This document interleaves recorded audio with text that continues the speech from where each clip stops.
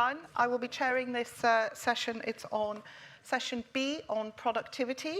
Our first speaker is Christopher O'Donnell from the University of Queensland, whose topic is measuring and explaining productivity change in the US manufacturing. And Christopher has recently been the editor from the Journal of Productivity Analysis and is the Professor of Econometrics at the University of Queensland. Thank you. Thank you very much. Thanks, Marianthi.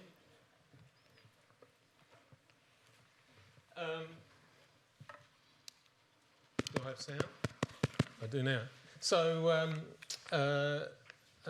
firstly, let me just start by saying it's a great pleasure to be here at this conference. This is the first ESCoE conference that I've been to. I've been working in the area of efficiency and productivity for a number of years, but I've not really spoken to this audience before.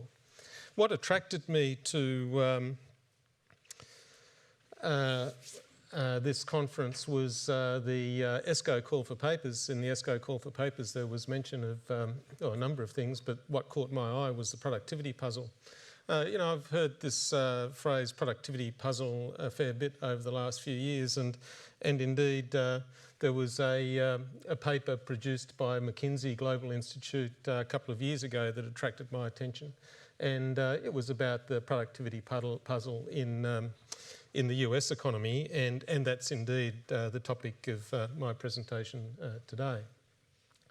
When I looked at this paper, I had to look at it fairly carefully to figure out exactly what the productivity puzzle was about. And indeed, in general, one of the things that I think attracts people to presentations on productivity is that many different people have different ideas about what productivity means. And in the field that I usually work in the Journal of Productivity Analysis in economics generally, people mean different things by this term productivity. So back in the 1950s and 1960s, the Dale Jorgensens and Zvi Griliches of the world viewed productivity or productivity growth as a measure of real output divided by real input. So this is very much a physical idea, volume of output divided by volume of input.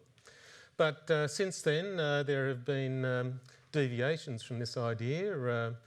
Dewart and Morrison, they viewed productivity growth as being synonymous with technical change. And in a very well-known American Economic Review paper, Rolf Fair and his co-authors defined productivity as the product of efficiency change and technical change.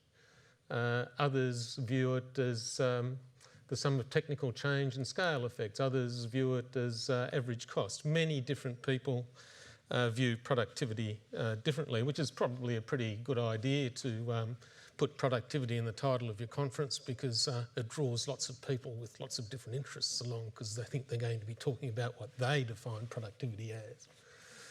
I've just published a book, and one of the first things I do in this book is I define very clearly what I mean by the term productivity. So in this book, I define measures of productivity change as measures of output quantity change divided by measures of input quantity change, or measures of output volume divided by input volume. So this is very much in the tradition of the economists of the 1950s and 1960s, the Jorgensens and the Griliches. So what this paper is about is it's about measuring productivity change in the US manufacturing sector, and also explaining variations in that measure. So I'm going to begin by just talking very briefly about measuring productivity change. So if productivity change is defined as a measure of output quantity change divided by input quantity change, then we need to measure changes in output and input quantities. And measurement theory is a branch of mathematics concerned with constructing index numbers, assigning numbers to baskets of outputs and inputs. And the basic principle of measurement theory is that you should assign numbers to baskets of outputs and inputs in such a way that the relationships between the numbers reflect the relationships between the baskets. Now I've got a very simple example here. So I've got 4 baskets. So just to illustrate the concept of measurement theory, if we're comparing these 4 baskets and we want to know which basket's got more maple syrup and Vegemite in it than the other, and if I want to make a comparison with, say, basket W with basket A, I will observe that basket W's got exactly twice as much of everything in it as basket A, and so the number that I assign to basket W is going to be twice as big as the number I assign to basket A, so 1 and 2. So this is just simple measurement theory. The question and the trouble we run into when it comes to measurement is what numbers do we assign to the middle 2 baskets, M and R? Well, that's going to depend on, I guess, the values you place on maple syrup and Vegemite. I presented this paper in Canada once. That's why there's maple syrup in there. And of course, I'm from Australia. And so the answer was easy for me. Basket M contained 3 times as much maple syrup and Vegemite as basket A because I didn't value maple syrup at all. But for Canadians, who don't value Vegemite at all, right, they contain the same amount of product, right? So basically, depending on how much you value maple syrup and Vegemite, you could assign any number between 1 and 3. It's not 3 times bigger, and it's not less than 1 times as big, right? You'd assign any number between 1 and 3. What measurement theory says is, right, whatever number you assign to basket M, you assign the same number to basket R, okay? So this is a set of numbers that is consistent with measurement theory that, well, it also reflects someone's values, relative values of maple syrup and Vegemite. This is not the way economists measure changes in quantities. So if I asked an economist to measure changes in quantities, they might use something like a Fisher index, and if you use a Fisher index in this example, these are the numbers you get. And what you'll notice is that the numbers assigned to M and R are not equal to each other. This is not a rounding error. This is a feature of the Fisher index formula. Now, I must say I'm being a little bit unfair on the Fisher index here because the Fisher index is not in fact designed for making multiple comparisons. It's only designed for comparing 2 baskets. And so if I was only looking at the top 2 baskets, 1.892 is fine, right? But if I introduce a 3rd or a 4th basket, then we get this inconsistency in the numbers. That's because the Fisher index isn't transitive. Transitivity is a problem that economists recognised in the 1960s, and they started to come up with solutions to this transitivity problem. And if you use the OECD productivity manual as a guide to solving the the transitivity problem in time series, you will construct chained Fisher indices, and if you do that, these are the numbers you get. So chained Fisher indices will tell you, for example, that basket W has got 3.6 times as much product in it as basket A. If you worked in cross-section and you wanted to use the Fisher index as some kind of a base for making cross-sectional comparisons, you would do what's called an EKS or a GEX transformation, and if you did that, these are the numbers you would get. And the numbers in red are in red for a reason. They're in red because they are incoherent. They are incoherent in the sense that they are not consistent with basic principles of measurement theory. So how do you construct an output quantity or an input quantity index that is consistent with measurement theory? So in this book, well, I should say it's a fairly basic idea. If I want to compare the amount of product in this vector or this basket with the amount of product in that basket, what I do is I aggregate up the items in this basket into a scalar measure of volume, do the same thing with this other basket, and then I just take the ratio of the two. The important thing is, when you do the aggregation, the function that you use to do the aggregation needs to have some properties. So here, this QT here is just a vector of output quantities in this instance. QS is another vector of output quantities for a different time period S, and we're simply aggregating up QT into a scalar, and this aggregator function Q is a non-negative, non-decreasing, linearly homogeneous scalar-valued aggregator function, right? And if you do this and all outputs are positive, then all output indices of this type are going to satisfy some very basic axioms, right? And I've got two that are highlighted in red. One is a proportionality axiom, which says if you've got twice as much as me and we're doing this, the index number is going to take the value too. And transitivity is another very important axiom that says that if this gentleman here's got twice as much as me and this lady over here's got twice as much as him, then it wouldn't matter which way I do the comparison. The lady over here has got 4 times as much as me. That's what transitivity is. So all indices of this type satisfy these axioms.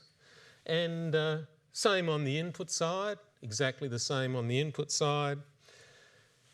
In this book, I say that I describe, or I call indices proper indices if they satisfy all of those axioms. And all proper indices yield numbers that are consistent with measurement theory.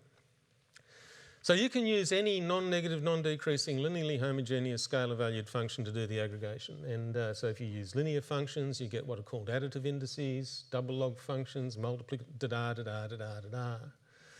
And, well, you can choose anything you like. The choice is actually just a matter of taste, depending on, actually, you know, what sorts of things you use as relative values, prices, value shares, marginal rates of transformation, and so on and so forth. So to give you an example, a multiplicative index, multiplicative indices use double log functions as aggregator functions, and all you need is a function of this type. We're simply taking the product of the individual inputs raised to some weight. These weights are non-negative and they sum to 1 to give you the linear homogeneity property. This is what a multiplicative index would look like. And some of you might say, well, this is just a, if you like, a fixed weight Tornquist. Exactly, that's exactly what it is. Well, in fact, this is a general, this could be any weight at all. As I say here, the choice of weight is a matter of taste. If you use cost shares as input weights, then what you get is you get what's called a geometric Young index, and this is really a fixed weight Tornquist. Tornquist uses cost shares as weights, but here you'll notice that these weights don't vary across observations. So you should be, if you're using a Tornquist or a CCD index, those indices are not proper indices. This is the sort of index that you would use if you want to get numbers that are consistent with measurement theory. All right, TFP indices. TFP indices are simply measures of output quantity change divided by input quantity change. So you just take a proper output quantity index and divide it by a proper input quantity index, and away you go.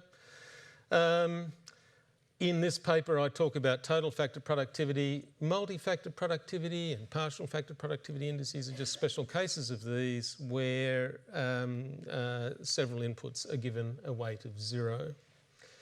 So this is a big long list of all the indices that are not proper, that are commonly used in economics, and I'm sure that some of those you will recognise. If you're using those, I would suggest that you stop it.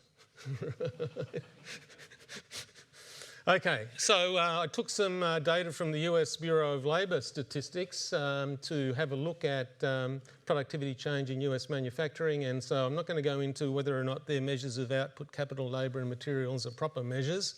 I'm just going to assume that they are. They're not, I don't think, but they may be. But for purposes of illustration, just take those numbers, and I'm going to measure productivity change using that geometric Young index.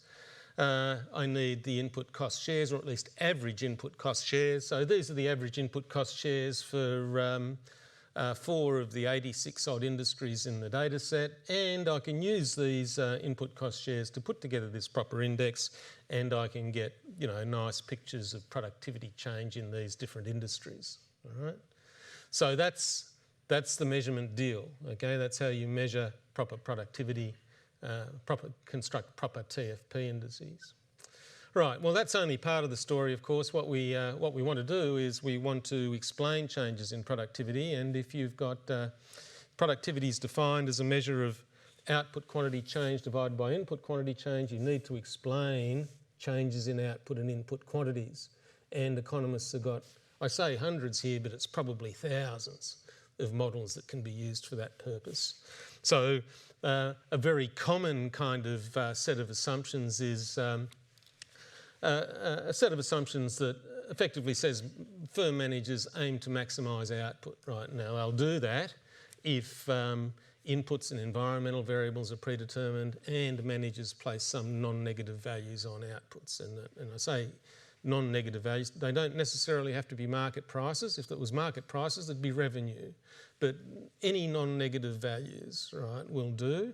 The fact that they're not market values means that measures of output can be viewed as well. They can reflect well, if it's not the market, they can reflect community values and social values. This is the sort of thing that gives rise to viewing productivity as a measure of social welfare. In any event, in this example, in this kind of situation, the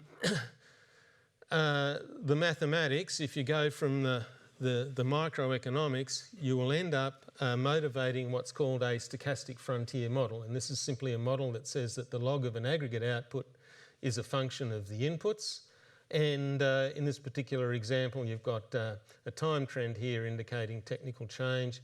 You've got an inefficiency effect here. This is output-oriented technical inefficiency. And you've got a noise component reflecting the fact that you don't really know the functional form, you don't really know all the variables that are involved, you do have measurement errors, you might have variables in there that don't belong. But that's what statistical noise is there for.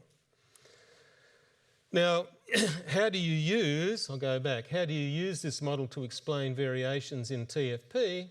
It's very simple. If I wanted to subtract the log of the aggregate input from both sides of this equation and take the anti-log, this is what I get. TFP is given by this expression here. And this is explaining TFP in period T. A similar equation explains TFP in period S. Divide one by the other and you have this decomposition of any proper TFP index into a measure of technical change. This is a measure of scale and mix efficiency. This is a measure of technical efficiency change, and this is the change in noise. To estimate this, well, you know, you can estimate these parameters a number of different ways, but the most common way in the stochastic frontier literature is to use maximum likelihood methods. I won't go into the details, but under these very simple assumptions, maximum likelihood estimators have got very good properties.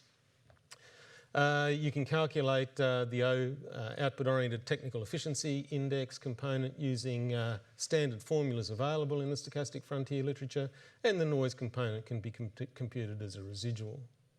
So if I apply this to the BLS data, these are the estimates that I get for each of the industries. So I'm looking at each industry separately. You know, after all, the type of capital that's used in the motor vehicle parts industry, it's not the same capital that's used in plastics production, right? These are different types of inputs. Labour, capital and materials in these different industries are different types of labour, capital and materials. So all I'm doing here is analysing each industry separately.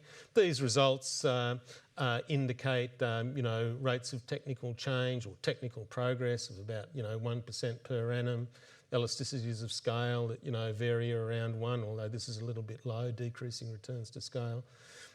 Fairly high levels of technical efficiency. Technical efficiency is a number that lies between 0 and 1. These numbers are fairly high. And now I can take that black line that I had earlier Okay, and now I can explain what's driving that change. And it's the red line that's driving the long-term increase in motor vehicle parts, TFP, and that's the technology index, that's technical progress. And there's some scale mix efficiency stuff going on that's giving rise to some of the short-term variations. There's some technical efficiency change going on.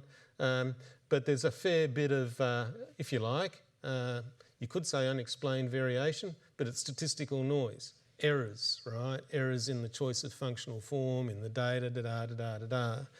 Now, it's not always the case that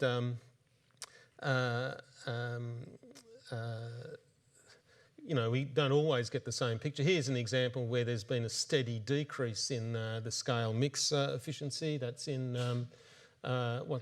heating, ventilation and air conditioning equipment.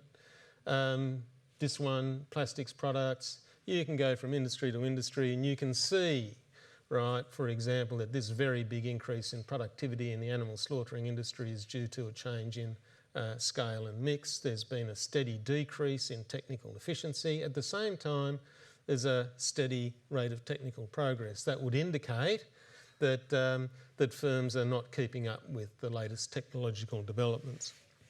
All of these things do have policy implications. The reason we break out the black line into all of these different components is because the government policies used to target one component are totally inappropriate for targeting others. All right, so sometimes to me, and certainly to many observers, the biggest productivity puzzle is simply knowing what statisticians are talking about when they use the term productivity. The message from this paper is that there are many productivity indices that are not proper in the sense that they can't be written as proper output index numbers divided by proper input index numbers. And by that I mean index numbers that are consistent with measurement theory, right? Satisfy basic axioms of proportionality, transitivity, da-da-da-da-da-da. There's a whole host of those. And so the bottom line here is, if you view measures of productivity change as measures of output quantity change divided by input quantity change, then the puzzle is, why are you computing index numbers of that type?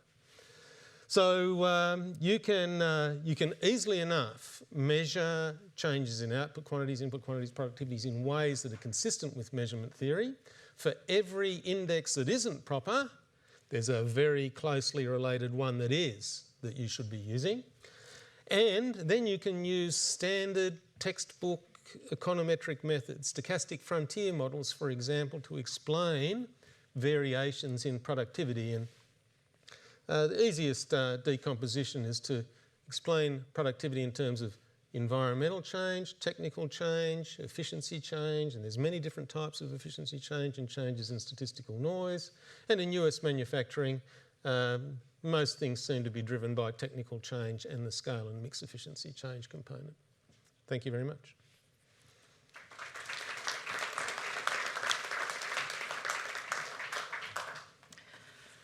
Okay, we'd like to take some questions now.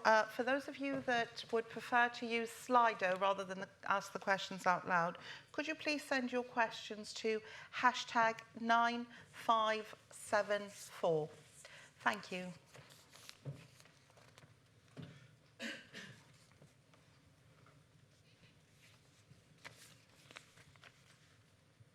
Ask it, I know you, I can see.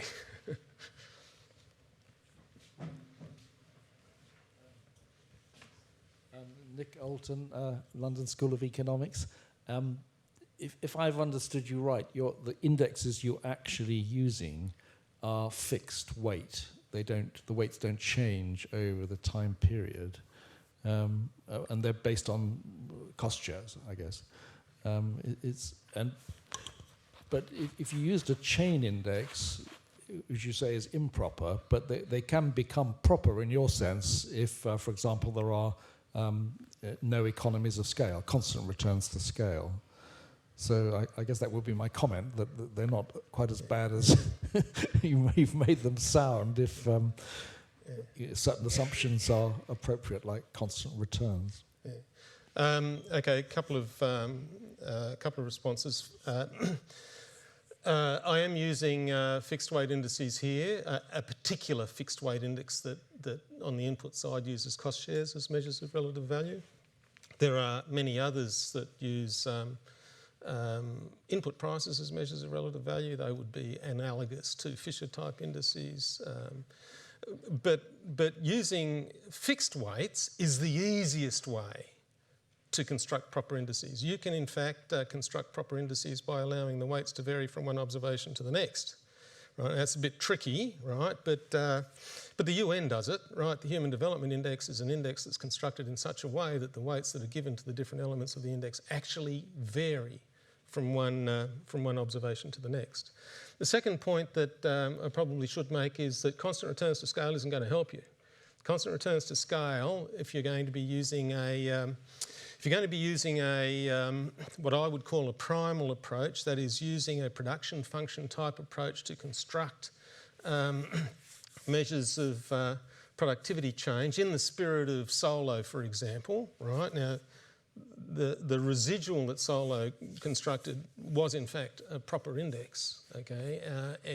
It's what I would call a proper primal index, but it wasn't the constant returns to scale was one of the things that gave him that.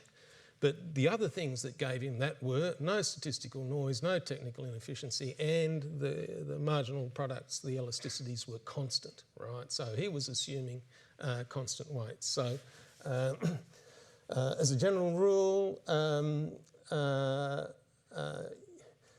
the use of fixed weights is the easiest and simplest way to construct productivity indexes that are proper. If you allow the weights to vary, then invariably, when you're measuring changes in input quantities, you're not measuring just changes in input quantities, you're measuring changes in weights as well.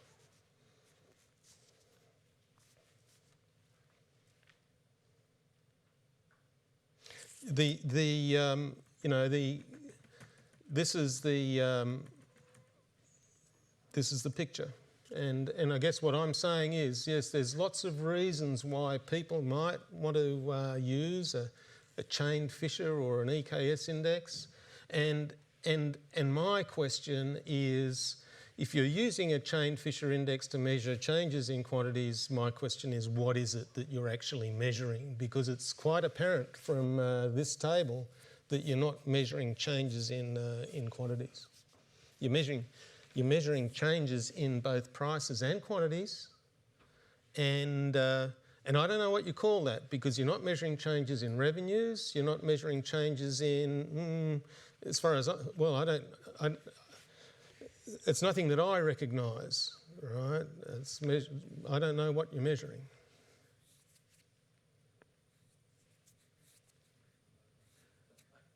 Can I come back? Yes, of course, please.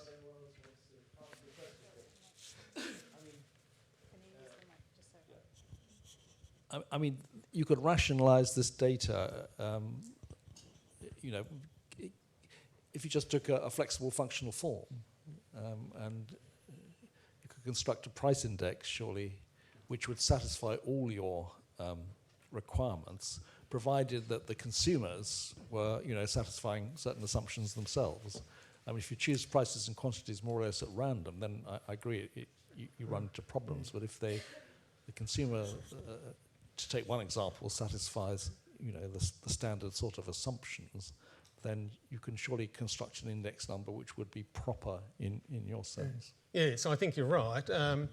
Although I don't know that flexible functional forms will do it for you, because flexible functional forms only provide an approximation to a true production function or cost function or something like that. And to some extent, what I call measurement errors that you see here are, in a different world, simply those approximation errors, right? So these approximation errors can be small or large.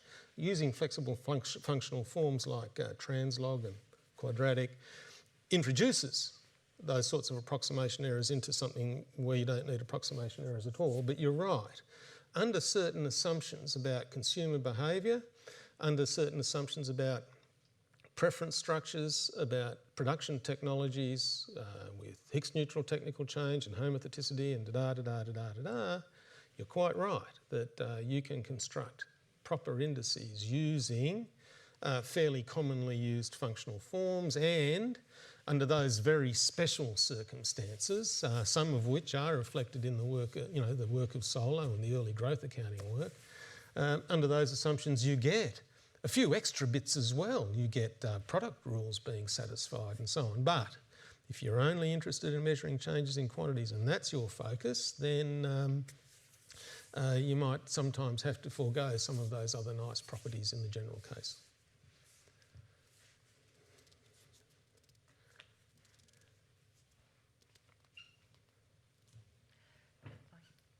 Catherine, do we have any questions on Slido at all? No, none at all. Any other questions at all? Okay, well, thank you very much, Thank you. Chris, for the session. Thank you.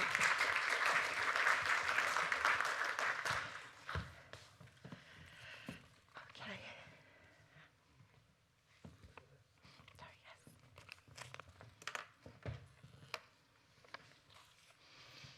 Okay, hello. This next session is improving estimates of labour productivity and international comparisons. It's the article that we published in January this year. And I should have taken a minute to introduce myself. I'm Marianthi Dunn. I head the labour productivity branch at the Office for National Statistics. I'm going to cover first of all, I'm going to start off with the background issues that we experienced with ICP estimates and what led to the work of this paper. Secondly, I'm going to present what the OECD findings were. We worked with the OECD to investigate this issue in quite a lot of in-depth details. And then I'm going to present some of the proposals that were made on improving international comparisons estimates.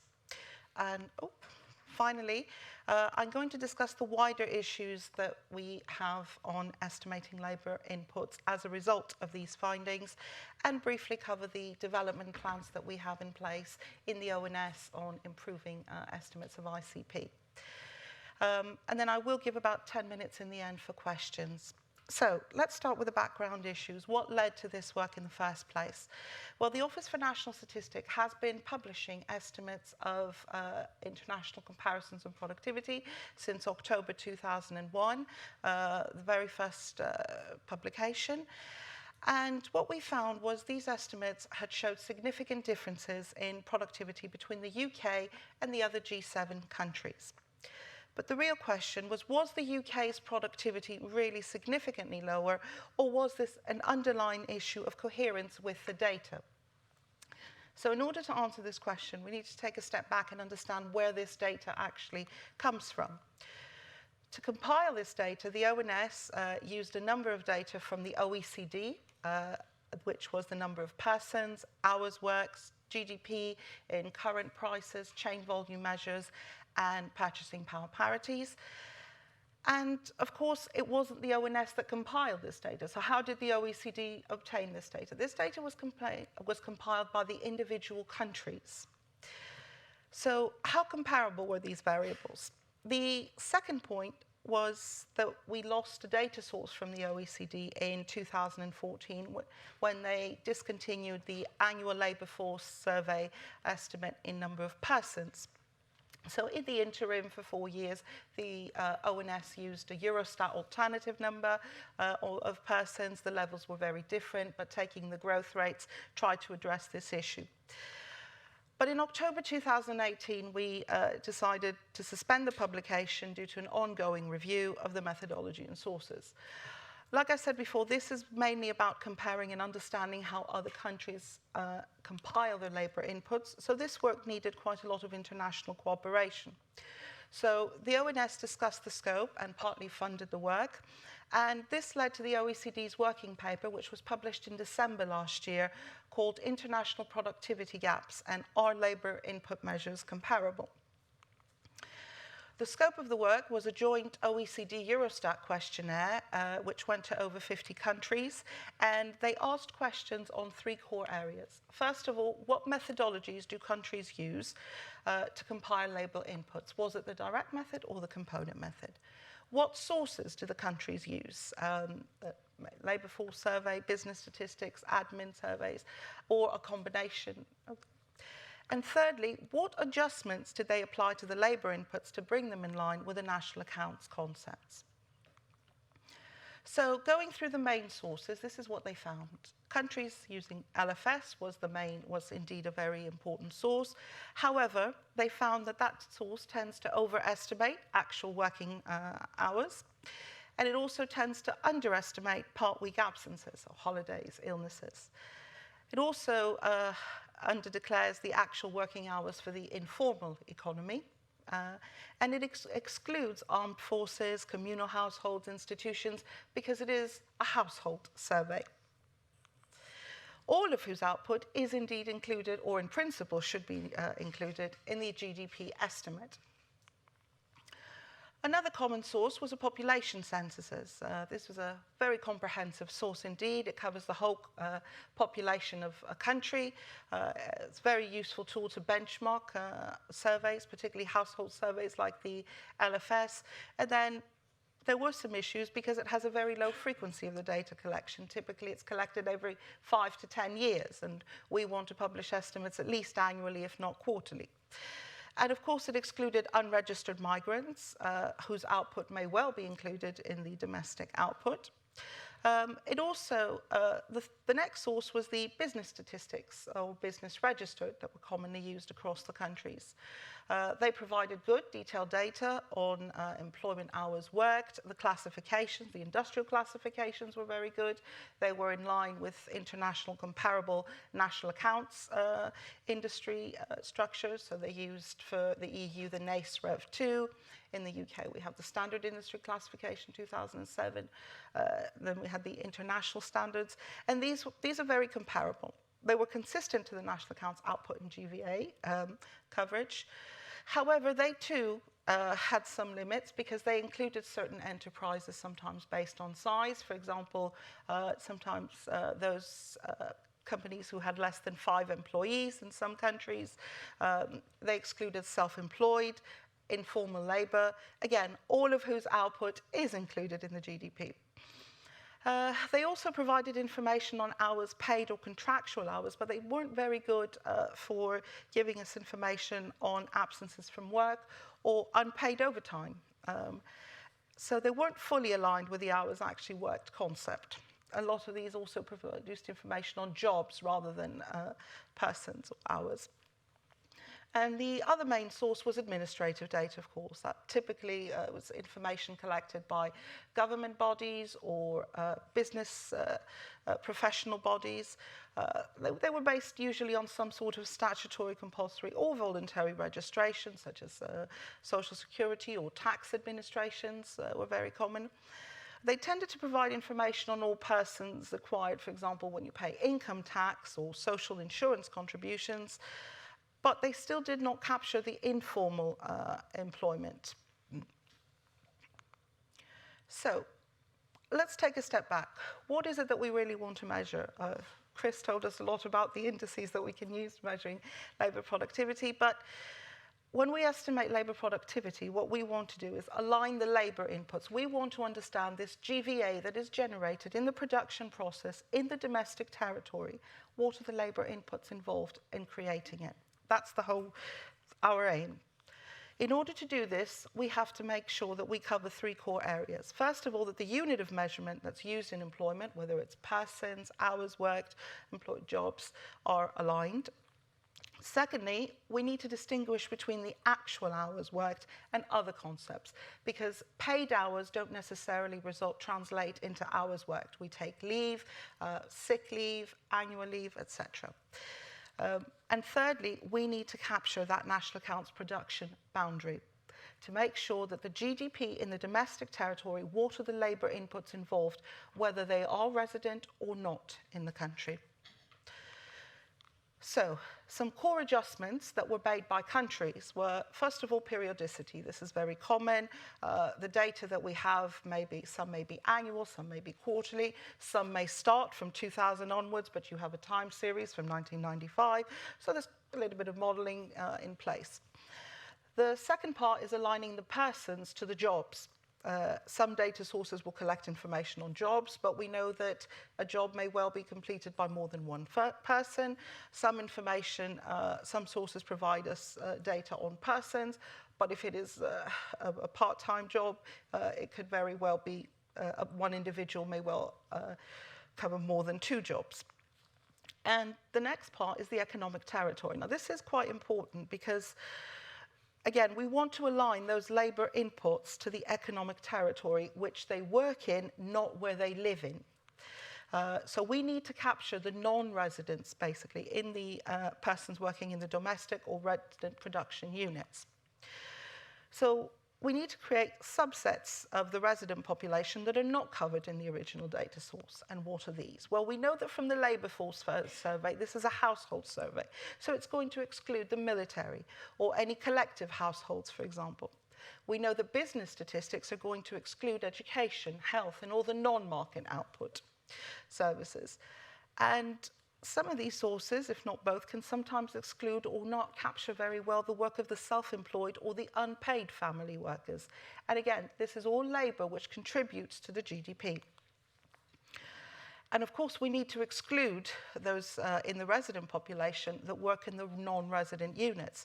So, for example, foreign embassies, consulates, those who work in foreign military bases, but will have households in the domestic territory. And there is the unobserved economy, where business statistics and admin data sources typically are not very good, for very understandable reasons, to collect information on the unobserved economy. However, the hours worked are inquired, and we should include them to ensure consistency with the outputs in the production boundary. And not all of it is illegal. If we think, for example, construction or trade or catering or personal services, and for all these industries, there are adjustments in the GDP, in the calculation of GDP. They're called exhaustiveness adjustments. So let's look at some country-specific differences and adjustments. I think this was quite interesting. For example, Belgium, Germany, and Slovenia adjust their labour inputs for working students, because students are not part of the resident population. Workers that are engaged in the production of own final use, and particularly on capital formation. Hungary, Italy, and Portugal make these adjustments. Germany and Slovakia make adjustments in their labour input for working prisoners. Germany and Hungary also adjust workers that are below the age thresholds that are covered within the original data source. Bulgaria, France, Slovenia, and the US make adjustments for activities that are not covered in the main sources. For example, those workers on ships, agriculture in particular, where people involved in the picking of fruits, vegetables will not be residents in the country to be covered in the household survey. Persons employed in temporary employment, Germany and Hungary in particular, will, this doesn't quite affect the total number of hours, but it's more about the allocation of these hours across the industries, where if workers that work for an agency should in fact be recorded in the industry of the agency rather than the industry that they work in. So the next part looked at the methods that were used by each of the countries. And there's 2 core methods used for estimating labour inputs. One is the direct method, and this looks to annualise the average weekly hours that are worked directly. It usually tends to be collected from a source like the labour force survey, and it's applied to all weeks of the calendar year. It's annualised. Then there is the component method, where you start from a source of normal or usual paid hours, and then you adjust the different types of the non-working hours, so your sickness, your maternity leave, as different components. Well, we put together a table here from the results to see how these were comparable for the G7 countries that we use to compare international comparisons of productivity. So on the top, you will see the countries. We have Canada, France, Germany, Italy, Japan, the UK, and the US on the columns. And the rows, we have, first of all, we clarify what is the method that's used by each of the countries, the hours employed for employees, for main job, what did the source this information, and for the self-employed, and the number of persons as well for the employees and self-employed. And then the last 4 rows are the percentage changes. In other words, the adjustments that each of the countries make to those original data sources. And what really struck me was, first of all, looking at this data, I can see here that France and Germany will actually change their data, will bring the data from the source down. We're talking about 18.8 to 12.4%. So what is their main data? And then that's for the employees, and then for the self-employed, I can see that Germany brings it down by about 6.4%. They both use the component method as countries, but they use different sources to start with. One uses business statistics and one uses administrative sources. And then Canada will adjust down the number of persons who are self-employed by 41%. That's quite a big downward adjustment to make to the data. They use the labour force survey. It's probably because if you think a lot of people will declare themselves as self-employed on the labour force survey, but when you really look at the details in the background, you'll find that they're not self-employed. There might be unincorporated corporations. They will be, they will have a company registered instead. So, to summarise the findings, they found that indeed the labour force survey, that the hours recorded in the labour force survey were systematically higher than those that were in the component method. When you compared actual hours work data across the country, they were significantly affected and different depending on the method that they used to estimate their labour inputs. The countries that were producing their labour inputs using the national accounts estimate based on the component method had a much stronger exhaustive coverage of the adjustments that we wanted to bring to align the labour inputs with the outputs. And therefore, those adjustments were needed to bridge the contractual hours. So they had better coverage. So what do they propose moving this forward? Well, the OECD were proposing to revise the country data that were presented in their productivity database using 3 main criteria. For the countries that already applied the component method, they were going to take the national accounts values that were transmitted to Eurostat. This is a common transmission table every quarter, every year, which provides information on hours worked and persons by industry. And for the countries that applied the direct method but made some adjustments, national account adjustments, they were going to take the national accounts values. And for the countries that applied the direct method and made no adjustment, the OECD was going to derive an estimate, which they called the simple component method, using data from the EU labour force survey. However, this approach incorporates some heterogeneous adjustment and coverage issues. Because just to be clear, the countries that already apply the component method in those numbers, they will have made adjustments for actual hours work as well as coverage adjustments. And for the countries that use the direct method, then they would only include some actual hours adjustments, but no adjustments for coverage. Does this matter? This question. After all, we say it's not a level issue, it is a growth rate issue when we talk. So does this affect the growth rate?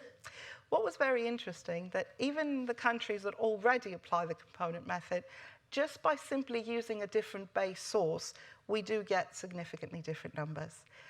Take a good example, Germany. They already apply the component method and they use administrative data in their main source. But when we substitute that with the EU labour force survey and apply that simple adjustment derived method, we find that this resulted in the hours worked per person increased all the way from 1.4 to 3.3 hours more per week, which of course brings down the productivity. To produce ICP estimates, we do need a coherent source, and particularly if you're going to make international comparisons, we need a systematic application of adjustments.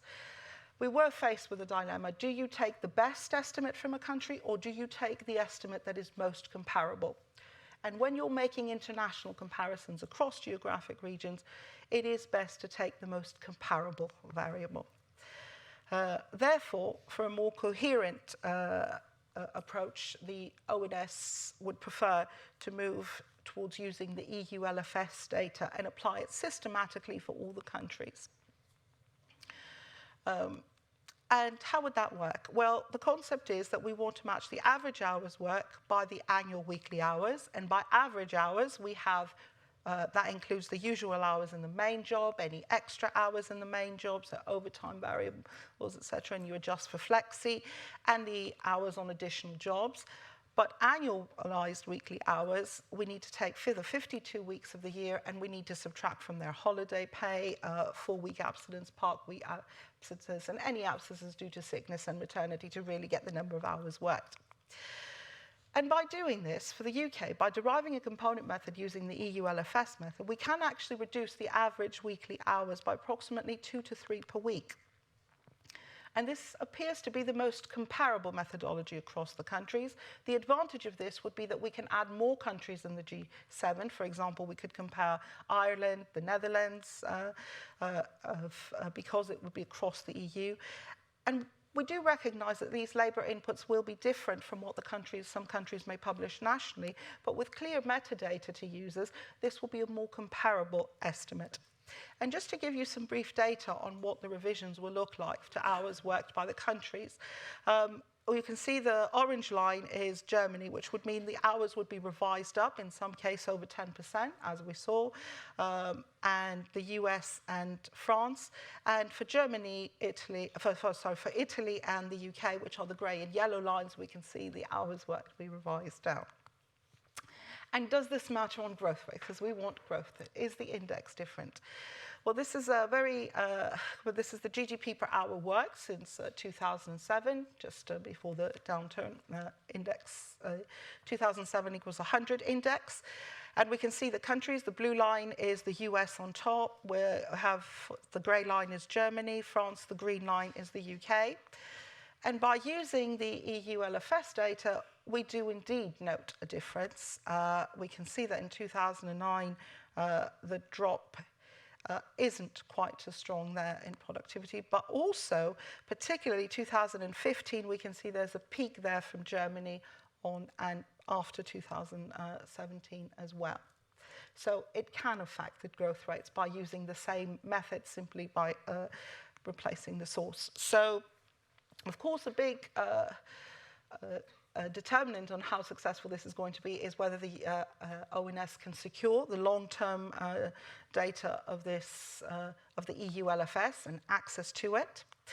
But this also affects some wider labour productivity issues in this. So in terms of what does it mean for our labour productivity estimates that we publish nationally? And there should be coherence and consistency, because ultimately we want to measure the labour inputs that are involved in the GDP in creating this production activity. So that would mean that we would need to identify some sustainable sources to cover 3 core adjustments. First of all, the economic territory, the unobserved and other adjustments that we apply already in the national accounts boundary. And there will be a lot of dependencies with the labour force survey, the national accounts. Now, the UK do use the direct method to compile labour inputs, and whilst the OECD recognise this as not necessarily an inferior method to the component method, they do recognise that without adjustments, it could potentially overestimate the hours work, as we've seen with the plain use of the labour force survey without any adjustments. The OECD also recognise that the countries that compile their methodology will differ nationally, and they do recommend moving towards the component method, but they also recognise that the information, the data sources that are available in each country to capitalise will differ. So in the UK, we estimated the direct method because it has historically been the best method given the data that we have available in the UK. On a national level, it would not be possible in the short term to move to the component method very quickly. And however, there's nothing to suggest that as work on administrative data evolves, it may be possible to consider applying the component method in the long run as more data is available. So we've put together a scoping study where, first of all, we want to investigate the suggestions that the UK hours work were overstated, to investigate what is coming back from the labour force survey. Are we overestimating our works or underestimating? Are we introducing a bias, an upward bias in the figures by the way we account for non-respondents? We would also like to review some wider dependencies of the labour market statistics with admin sources and to look at perhaps where information could be obtained on converting actual hours worked. And we would also like to explore the use of some possible sustainable resources where we can capture information on exhaustiveness, conceptual adjustments, the economic territory, and the unobserved economy. Okay, thank you very much.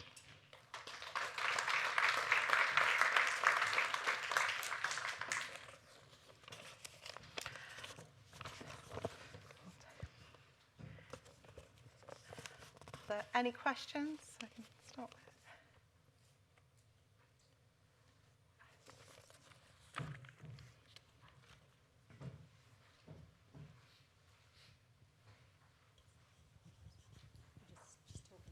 Oh, all right. I'll try to switch it on. My name is Paul Stoneman. I'm from Warwick University. That was great fun. Thank you. Is there anything happening on the output side corresponding? I mean, I know major differences between single and double deflation in GDP estimates, but are the GDP estimates as dodgy as the labour force estimates? And therefore, we haven't really got a lot to go by. Shall I take them one at a time? Okay. The GDP estimates actually go through quite a rigorous checking process, particularly the current price GDP estimates, because they're, and for the EU countries, because they're used as contributions to the EU budget. So we find they're verified by the Commission every 4 years. They also follow consistency with the European System of Accounts and internationally the System of National Accounts 2008. There was a lot of work done internationally to align those practices. And we do have quite good coverage on exhaustiveness in the GDP numbers. However, what we found in the labour market, this practice was not applied to the labour force or the labour inputs, which is why we have quite a lot of information on exhaustiveness coverage that we already include, industry specific. And we would now like to take that and align the labour inputs to make sure that we capture that.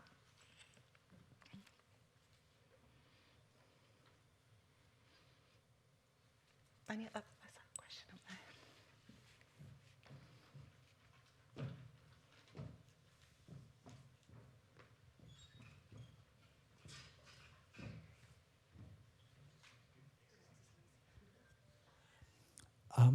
My name is Flemming Messen, and I'm from Tenderlake.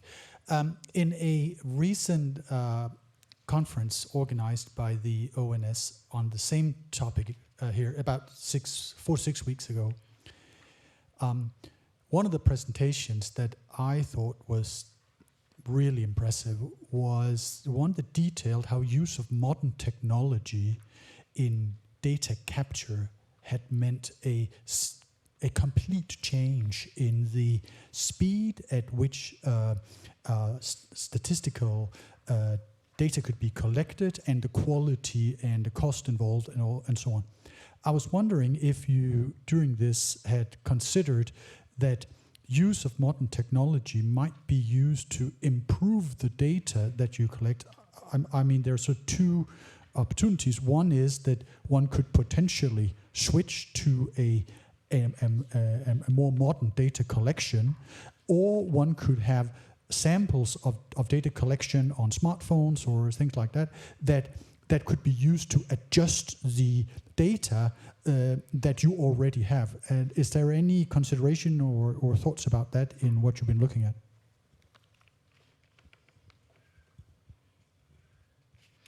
Okay, I'll take that now. Yes, indeed, that's one of the areas. There's two parts to this. First of all is how we capture the information, and the second one is what information do we need in addition to what we already have. Those are a little bit different, but they can complement each other. The main priority is coverage of the data, and by coverage, not necessarily by how we capture it, but a lot of these adjustments, particularly for hours worked, because that was the biggest impact here. When you're looking at adjusting for actual hours worked, is there are other, usually those, and looking at what other countries do, for example, Germany is very good at administrative data, and some other European countries have a very good link and source and access to that information. But having said that, we are working, part of the success of this scoping study will be working together with the labour force, with the labour market statistics, where we know there will be improvements coming in place already, and to see how we can capitalise on some of that information to plug in these gaps, to find these components for hours work. Okay, I think this was it now, and we've reached our time, indeed. Thank you very much to everyone, and thank you very much to Chris as well for that very informative session. They were very different in terms of measurements, but both sort of captured it from very different perspective, from the indices side to make sure we know. But the message was, I think, consistent in that whether you're using the right indices, whether you're using the right definition or data source, you need to be clear what you're measuring and why you're collecting this information. Okay, thank you.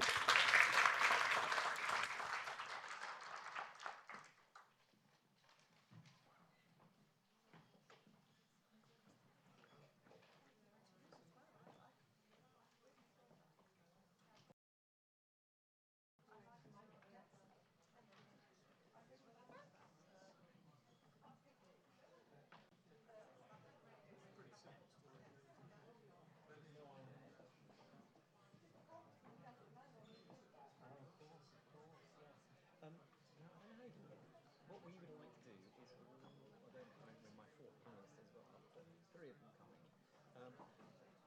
is all sit there and speak from there. That's right. So is that okay? So we've got four handheld. Okay. I'll do the handheld because I'm we do the least amount of talking. Yeah, and then everyone else we've got four mics. Very good. Okay, so they're coming. Yeah. Okay. Actually, I'm not. So yeah. Tony. Hello.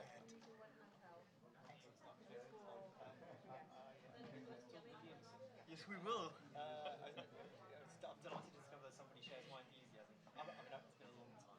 Yeah. No, and I don't know it thoroughly, but whenever I do read it, I just think. I had to read the article twice. I know. I had to read the article twice. No, I agree. It's a bit dense, but I think it's a very important point. So it's kind of one important point, as it were. Yes. I think. Yes. No, it is. But I only ignore it. This term trust isn't very helpful. Anyway, you just go get one. Yeah.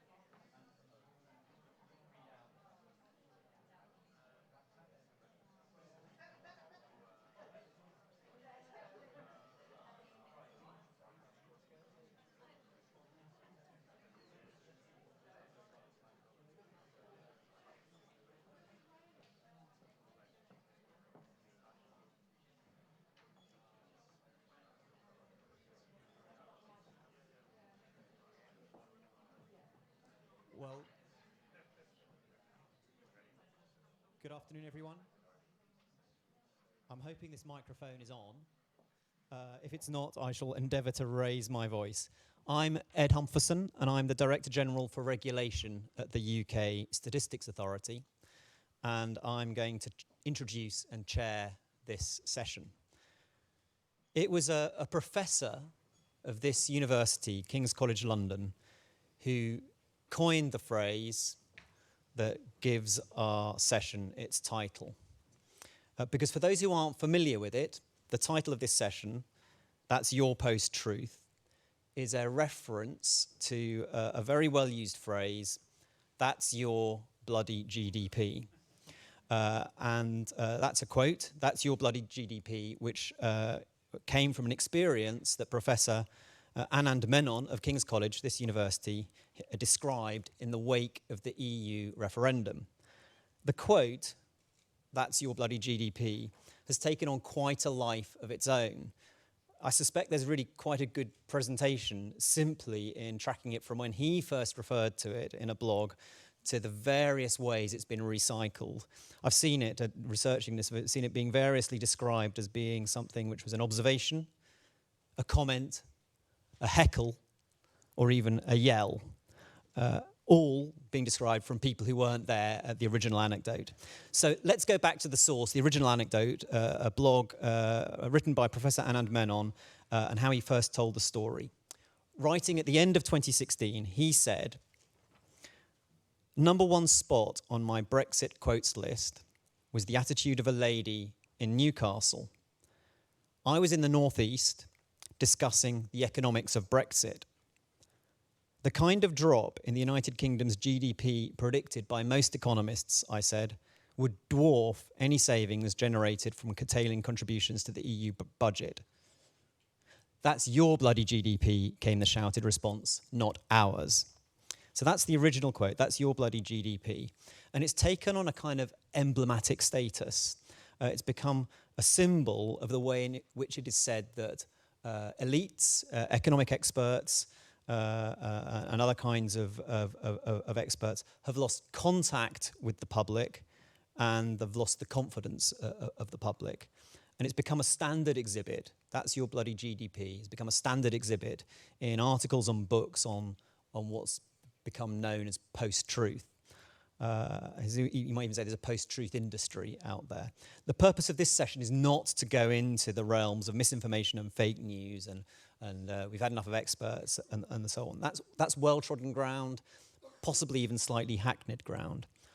The purpose is to go back to the economic statistic which sat at the heart of the quote, the GDP statistic and the economic statistics like it, and to ask, what are the uses and purposes of GDP and other economic statistics?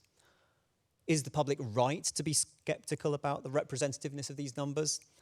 What should we do as people who are interested in economic measurement? What should we do to maintain confidence? What should we do in the face of this challenge? And to help us think that through, we have a really excellent panel. I should say my role as chair is simply to introduce these people and set them going and running. But I will say a little bit about myself, because public confidence in statistics is a core part of my job. I'm the Director General for Regulation at the UK Statistics Authority, responsible for the UK's Code of Practice for Statistics, with which all economic statistics and all other government statistics must comply. I'm responsible for awarding the National Statistics designation. So these questions about public confidence are the kind of heartland of my job. But to help us think these things through, we have 4 tremendous speakers. We'll start with Dame Kate Barker, hugely influential economist, former member of the Monetary Policy Committee, closely involved in a wide range of issues, housing economics, inflation indices, the list goes on. She'll be followed by Mairi Spowage, formerly the Scottish Government and Deputy Chief Executive of the Scottish Fiscal Commission, now in academia at the Fraser Allender Institute, which is Scotland's leading independent economic research institute.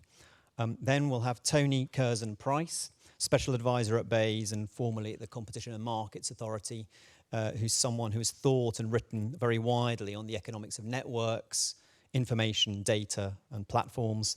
And then we'll have Rebecca Riley, Director of the Economic Statistics Centre of Excellence, who of course we all have to thank for this whole event. And Rebecca has built ESCoE up incredibly quickly into being a very, very influential driving force for better economic statistics. So we'll take each speaker in turn and we'll open it up to discussion. And you'll notice there are no slides and no equations. This is very much designed to be a conversation between us and you. So thank you very much, and let's start with Kate. Thank you. How do you know there are no equations? Somebody might suddenly... Anyway, Well, I live in hope. I have no equations, so that's true. So I've taken as my theme in these remarks some of the issues which arise when you're trying to use statistics sensibly in policy making, which on the whole is what I've spent quite a lot of the last 20 years doing. I have in the course of those 20 years been accused of the opposite, of course, of policy-based evidence making. And I have to say that, of course, this is not just something that I've been accused of. Lots of other people are accused of it today.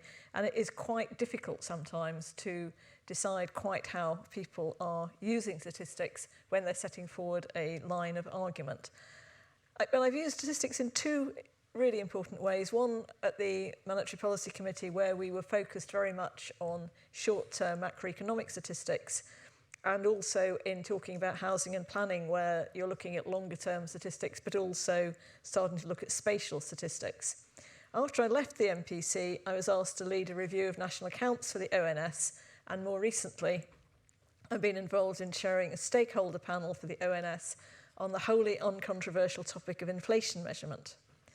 Now, I think this came the wrong way round. I sort of look back and think, actually, when I'd been on the MPC, it would have been much better if I'd had the greater understanding of the national accounts and the way in which they were constructed that I gained from conducting the review.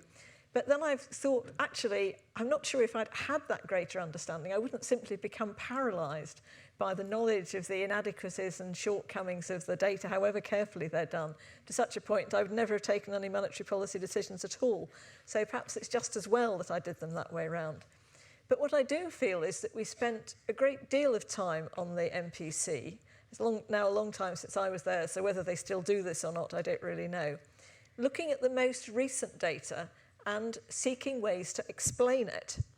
And in the course of this, I suspect that I had explained to me hundreds of trends that were subsequently revised away in the next quarter. And I can't help looking back at this as a terrible waste of time. Although I have to say that when you are trying to set policy in real time, ignoring the latest estimate would seem a really uncomfortable thing to do. And so getting the balance right between ignoring it and making sure it doesn't get too much attention is quite difficult. And I can remember one occasion, and this wasn't a piece of ONS data, when just ahead of a meeting we got a surprising reading out from the Halifax price data, which actually threw us in the meeting, and we talked about quite a lot, and actually turned out to be due to some error they'd made with putting garages into their sample. And that actually did make me think a lot. I can't think on the whole, however, that we were really misled by the data, except in perhaps spending too much time on it, with the possible exception, which I've talked about before, of the summer of 2008, where the early GDP estimates at turning point were clearly too strong, and with hindsight, it's clear that the PMI survey data was giving us a much better guide. Now, this isn't a plea for the ONS to use survey data. I think it's much better that you have the ONS data with their approach and the survey data with their approach. It's simply a reminder to policymakers that turning points can often get picked up more quickly by business surveys. Early estimates of GDP weren't just, I think, unhelpful to the MPC. I think they're also somewhat unhelpful in the public debate. After I'd stepped down from the Monetary Policy Committee, there was quite a period in which every time the first estimate of GDP came out, Newsnight would ask me to go on to talk about it. And I quite like going on Newsnight, so I used to trot along. But one of the observations I would make is that the later estimates of GDP never got a slot on Newsnight. It was only ever the first estimate. And I always felt that the journalists presented the information as though there was a lot of although that with a lot of stress on relatively small changes. And Newsnight actually stopped inviting me on because all I ever used to say was, well, this is all very well, but we should really wait for the second estimate. And that's not really a very good news line. So I'm pleased to say that I haven't been seen since.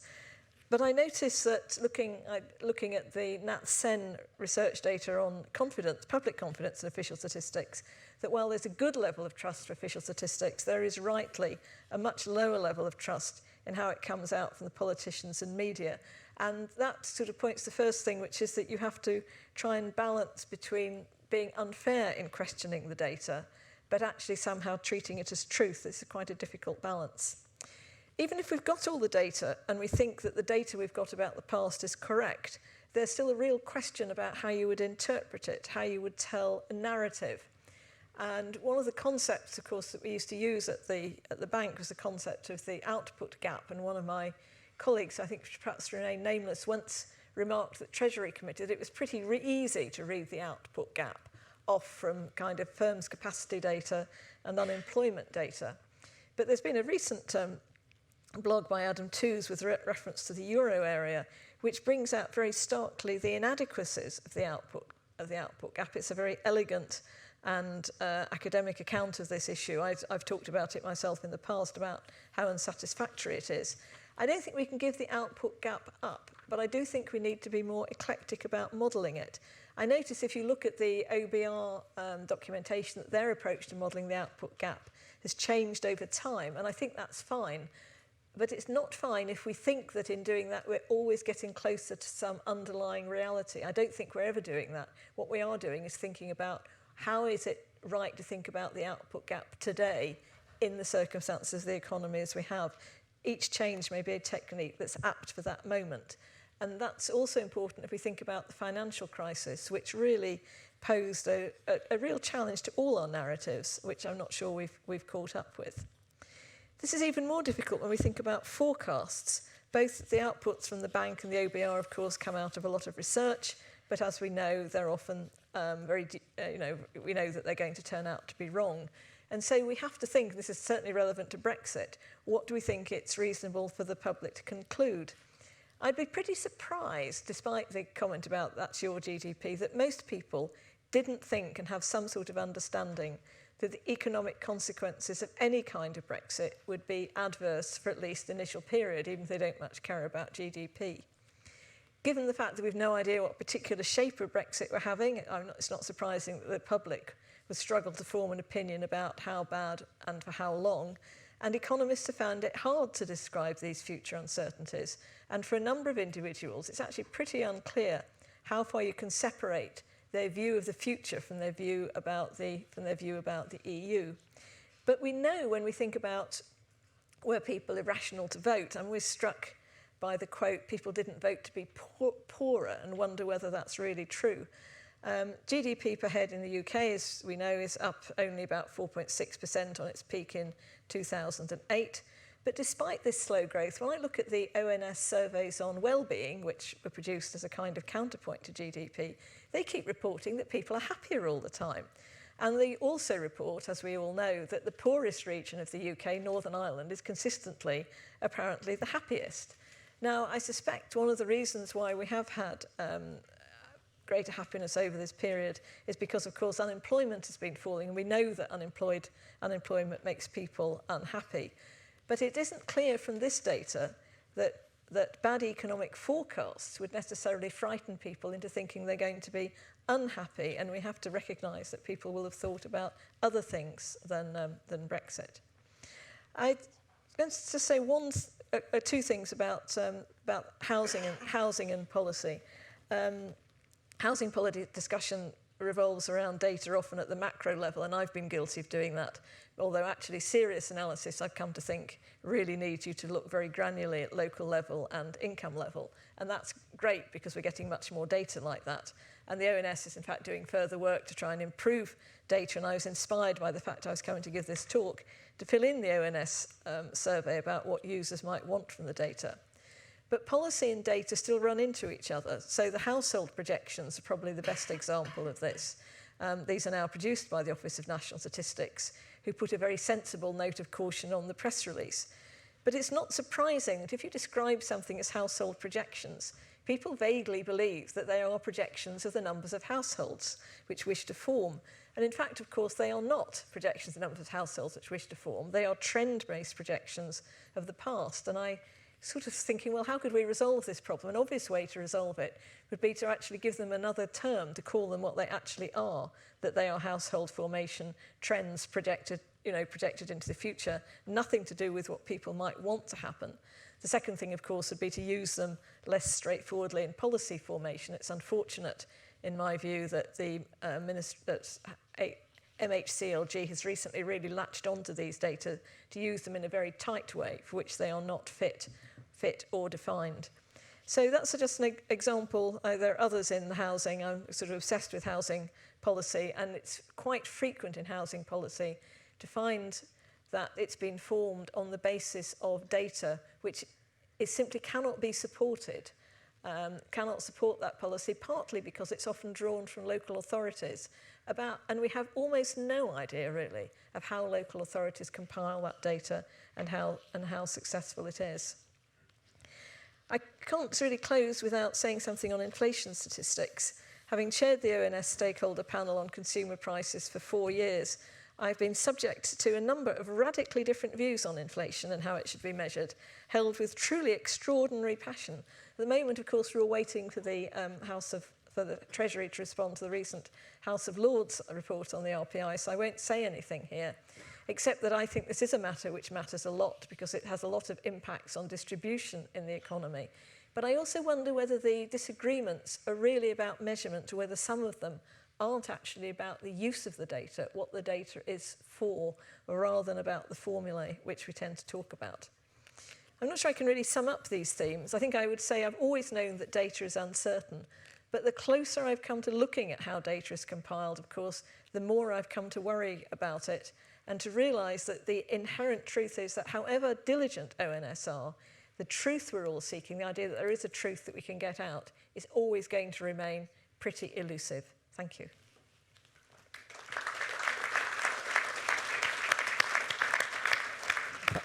Thank you very much, Kate, and I very much like the way that you contrast the danger of overconfidence in the data and statistics with the danger of paralysis in the face of knowing their flaws. And I should also say, if you're interested in well-being, the Resolution Foundation published a few weeks ago an excellent analysis of the well-being data, and they tested or posed a hypothesis that the increases since 2011 in UK well-being are consistent with a global trend, and are also consistent with a long-run UK trend as well, but going back to the 1970s. It's something very interesting going on with well-being statistics there. Mairi, do you want to take us forward? Thanks, Ed. So I'm first going to speak about my experience of producing statistics in government, and I'm going to use a particular example to talk about trust in statistics. So when I was head of national accounts in the Scottish Government, I was responsible for a publication called Government Expenditure and Revenue Scotland, affectionately known as GERS to its friends. Now, what is this publication?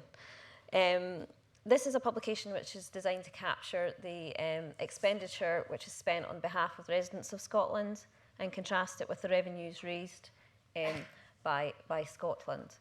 And it's done under the current constitutional settlement, and so it's just to be able to have an illustrative position which says so much revenue is raised in Scotland and so much money is spent on behalf of the citizens of Scotland. Given this, however, it's an extremely politicised statistical publication and it was used and abused, I don't think it's unfair to say, by both sides of the independence debate in 2014. Unfortunately for me, that was the first year I'd produced it when I started in 2014, so that was fun. The trust in these statistics has been quite variable over the years, and the trust by different sides of the independence debate has varied with how favourable the results were to their cause. Some of this is about the origins of the document. It was introduced in the early 90s by the Conservative government to try and essentially undermine the case for independence. However, it's now a respected national statistics publication, and I'll come back to that in a minute. There are legitimate and fair questions around the different estimation techniques, particularly for revenues, when many of them are collected on a GB or UK basis. And there's also something which everyone who produces statistics in this room will recognise, misunderstanding about what an estimate is, and the fact that it doesn't mean that you've just plucked out of the air. Now, if you're producing something like GERS, it's not a very good idea to spend a lot of time on Twitter, because if you just Google GERS and whiskey and Twitter, you'll get some pretty funny stuff about various issues with GERS statistics that are seen by the Twitter sphere. Some of my favourite ones are about mythical taxis, usually related to whiskey or oil. There's a lot about Trident, HS2 and Crossrail, featuring that, you know, Scotland's paying for all of these things. These are some of my favourite ones. But there's lots of different things on Twitter to amuse yourself. But it can get a bit depressing if you look at it for too long. But I'd say that despite this noise and this political, this fervent political atmosphere around the constitutional debate in Scotland, that these statistics are well respected by the sort of political and parliamentary establishment and expert users. So why is this, given the way that they're used and abused by the different sides of the debate? I think it's three things, really, and it's a lot of effort by the statisticians in the government, which has gone behind this. And one of these is active engagement with users. You know, so this is about on differential techniques that are used in different publications of this sort across the UK. GERS was the first publication to try and produce comparable estimates for different parts of the UK to put Scottish figures into context, which led to working with HMRC, ONS, across government to produce these estimates, which ONS now do for all of these different constituent parts of the UK. There's also walking the tightrope of explaining the limitations of some of the estimates. So, for example, without undermining the statistics as a whole. So, for example, making clear that some of these revenue estimates are based on survey information, and therefore these are the sorts of levels of uncertainty you could expect on them, whilst also making clear that things like spend data by the devolved administration, you know, it's pretty, you know, certain because it's actual spend. But also, we were quite proactive in trying to explain perfectly reasonable misunderstandings of this information. So things like why devolved spend in GERS is not the same as the Scottish budget, you know, explaining these different concepts without getting too bogged down into what accounting adjustments are, because nobody wants to hear too much about that. And also things like, you know, explaining in very accessible terms what a term like social protection is, which people who produce public sector finances are perfectly understand, but you know, normal punters don't really get it. However, there are people that you can't reach, you know, and some of the people in the Twitter sphere are those people. And you may think that this fervour just happens in Scotland around the publication of GERS, but it doesn't. It goes on all year round. It's a gift that keeps on giving. But we did try to do more stuff about it. You can chip away at it. So in one of the last years I did in GERS, we introduced a frequently asked questions at the front, where I took all of my favourite Twitter memes and tried to politely say, you know, how are the taxes of the whiskey industry dealt with in GERS, and you know, all of these other things. What are accounting adjustments, and so on. So, and also we got a lot of FOIs about GERS and how we've calculated it, because somebody wants to find out, you know, all the nefarious dealings that we're doing with the Westminster government and these sorts of things. And we published all of those as well. You know, so trying to be open and transparent and to deal with some of these issues. And I have seen that on Twitter, the frequently asked questions gets tweeted in response to some of these things sometimes. And, you know, it makes you feel, you know, warm inside. You made a wee difference. As a statistician in government, working in a government department in this sort of quite politicised environment, And I'm not just saying this because Ed's sitting next to me and John Pullinger's there. The key enabler of this sort of positive behaviour of engagement, of open engagement on methods, is the code of practice for official statistics.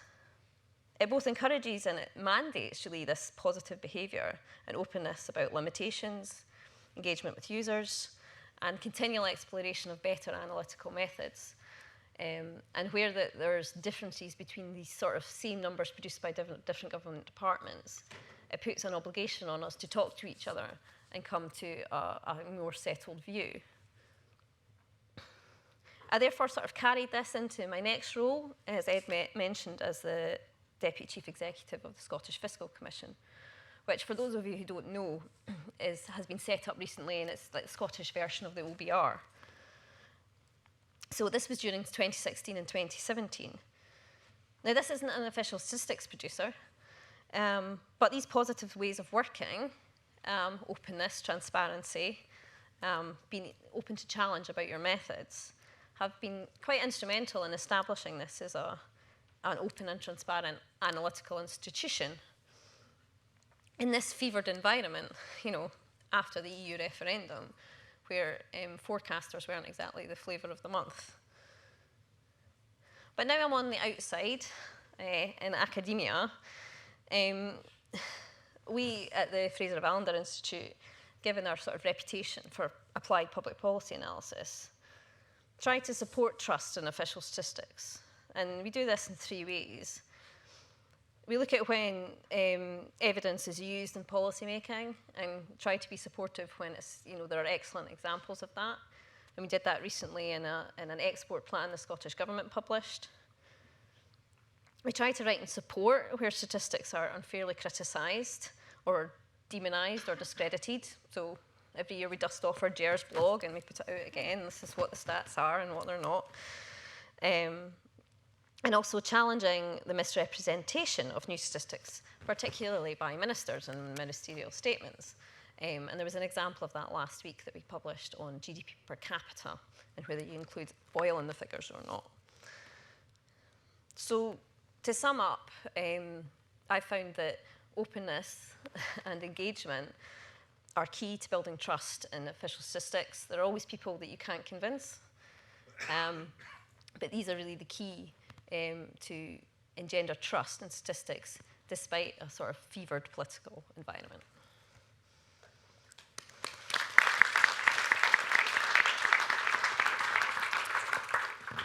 Thank you very much, Mairi. And I think you brought out really well something which Kate also alluded to, which is that economic statistics have a life beyond the kind of vibrant, deeply knowledgeable debates that are taking place in this conference. They go out into the world, they're used in anger, they're used with passion, they're used to drive people's understanding, and that's just as important as the more focused discussions we're having today. I think you brought that out really well. Thank you. Tony. Thank you very much. Thank you very much, Ed. Just a small correction. I'm not a special advisor. I'm an economic advisor and a civil service appointment rather than a political appointment. And that's a good introduction to saying that...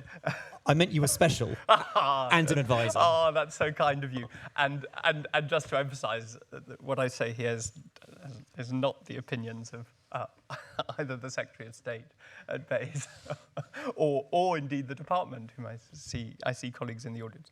So having got this kind of accuracy piece out of the way, let me start. So I'm going to first I want to say a few words very briefly about what's the value not just of economic statistics, but what's the value of trust in those economic statistics. So I think it's very clear, we all know, we make better decisions and policy if we know what's going on. That's the value of the economic statistics. What's the value of the trust in the economic statistics? I think it goes to the broader themes that have been mentioned by both previous speakers.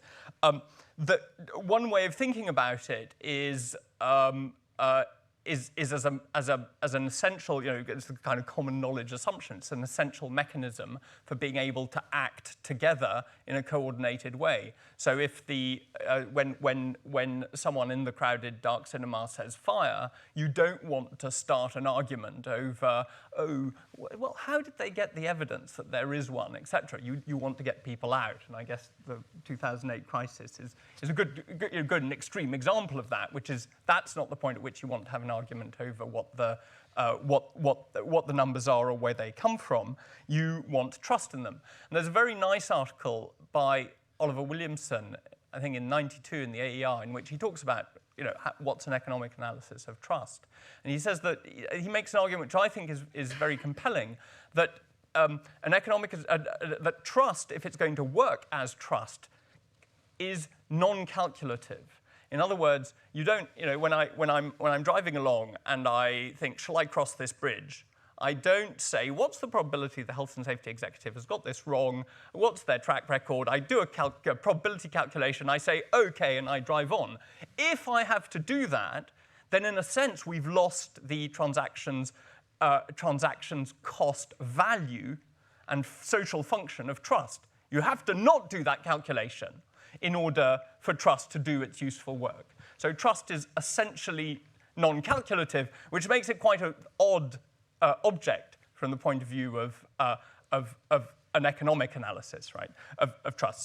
So we do want to have trust because we want to be able to coordinate action in this way, and we want to maintain it as this social glue that is non-calculative, because it has, it's a thing that whose existence you posit and which has enormous benefits, but that you can't create in a calculative way. So, okay, that's why we want trust in economic statistics. I think that trust in economic statistics, for some of the reasons that have been touched on, is at least under threat. And who's, that's your bloody GDP is a good indication of what might be to come.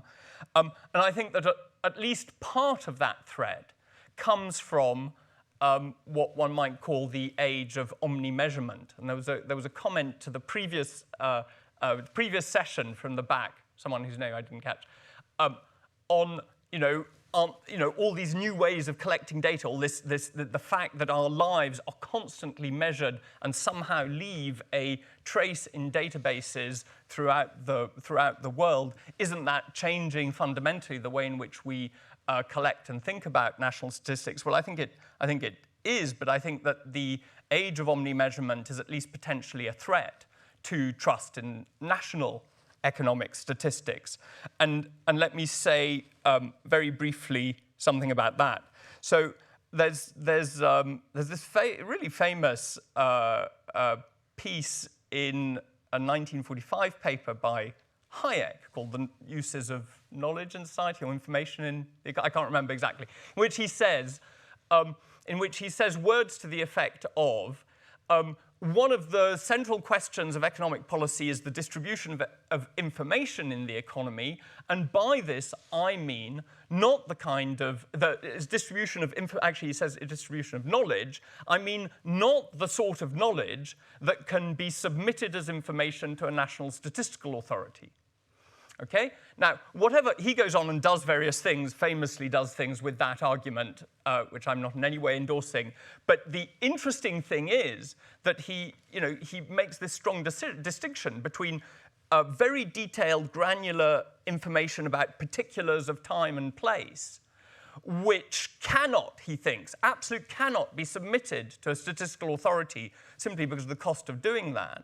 Actually, we're now in a world in which that not only can be done, it's regularly being submitted to all sorts of non-national statistical authorities and databases. So we're in that world in which the question of the distribution of that knowledge has to be readjusted. We have to think, how should that knowledge be distributed? And there's a very interesting recent paper that was published by the OECD by Ferrara and Simoni, who, just to show that this is not a theoretical concern, what they do is they take Google search data and they use the Google search data to nowcast GDP, to say how much information is there in Google search data about GDP now.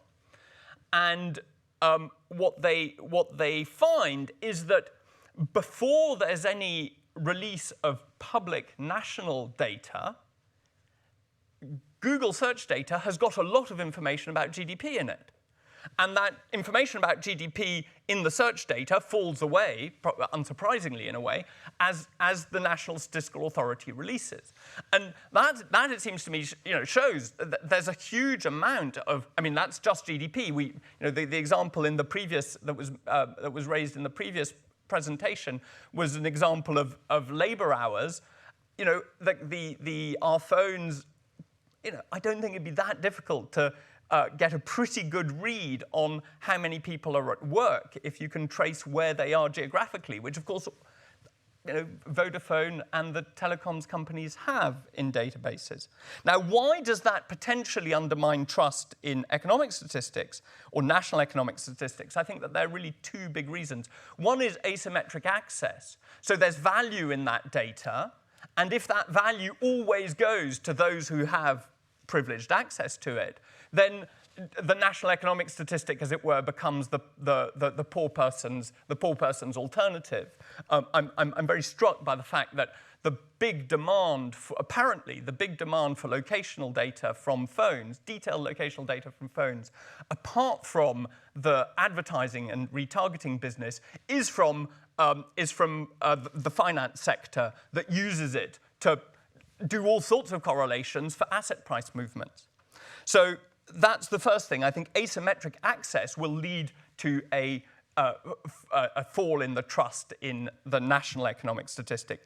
And I think that this is something you touched on, Mairi, which is that as more and more of these numbers, alternative measures start being produced, then you get a light being shone on the production of national economic statistics. Now, that light being shone, as your stories about Twitter show, is, in terms of trust, not always a helpful light, because it's extraordinarily difficult to explain the art of producing a national economic statistic. And this is something that Nora O'Neill said very, very powerfully, I think, in her Reith lecture almost 20 years ago now, is the weird thing is that transparency and trust, or trustedness, rather than trustworthiness, transparency and trustedness are quite often move in opposite directions, not in complementary directions. He thinks that trustworthiness and transparency work in the same direction, but not trustedness. Because once you know what's going on, you start thinking, oh my God. I meant, as we had in the first view, I meant to make a decision based on this. Okay, so those are the two reasons that that I think that omni-measurement undermines, or at least is part of the story which endangers national economic statistics. So what would I do about it? I would do three things. Firstly, fully recognize that most economic information has the characteristics of a public good. It has a fixed cost to produce, it has an almost zero cost to disseminate, and it has wide value. So that public good nature of almost all economic information, whatever database, whether it's in a private database or in a public database, should be recognized. And we should go, I think, much further than the 2016, I think it's the 2016 Digital Economy Act, which says that the ONS and other national statistical bodies have the right to any of that data in any database for the production of national statistics. So I think, one, we should be very aggressive about using that right, but two, we should go beyond that and say it's not just for the production of national economic statistics. There are many, many other uses where if only those who have privileged access to it have the access, then we will, the system of producing and generating these statistics will have its trust undermined. So that's number one, recognize the public good nature of it. And then the second thing, this is around what are the other uses apart from the production of national statistics. I think that what we need is to think of creating a regime of national data access alongside national statistics. We need to say here is that a regime of data access is very different from a regime of producing statistics, because a regime of data access has to worry about privacy, about confidentiality, about all these complicated things around data. But it doesn't have to worry about the coherence and consistency and comparability and all the assurance levels that the production of national statistics has to worry about. So we need to think very hard about producing this national data access strategy. And then finally, and I think this goes to the heart of the question of trust, because trust is this weird non-calculative thing, we have to be very careful to keep separate the national data access and national statistics. National data access has to be something where it's very clear that it's not because you've made access to the data that someone has then analyzed and produced something with. That does not mean that you're endorsing whatever has been produced, whereas national statistics you're fully standing behind. And if you make sure that you maintain a very strong distinction in those in the public understanding of those objects, then I think you have the chance of both having this very noisy, complicated data available and used, but not being used to undermine there's a fire in the cinema call that the national statistics would do.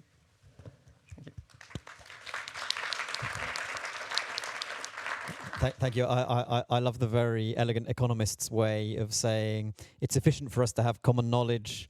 National statistics help us have well-placed trust and economize on our own calculation costs, but in the age of omni-measurement, all the relative cost curves in those equations are changing. It's very, very elegant. Thank you. Rebecca.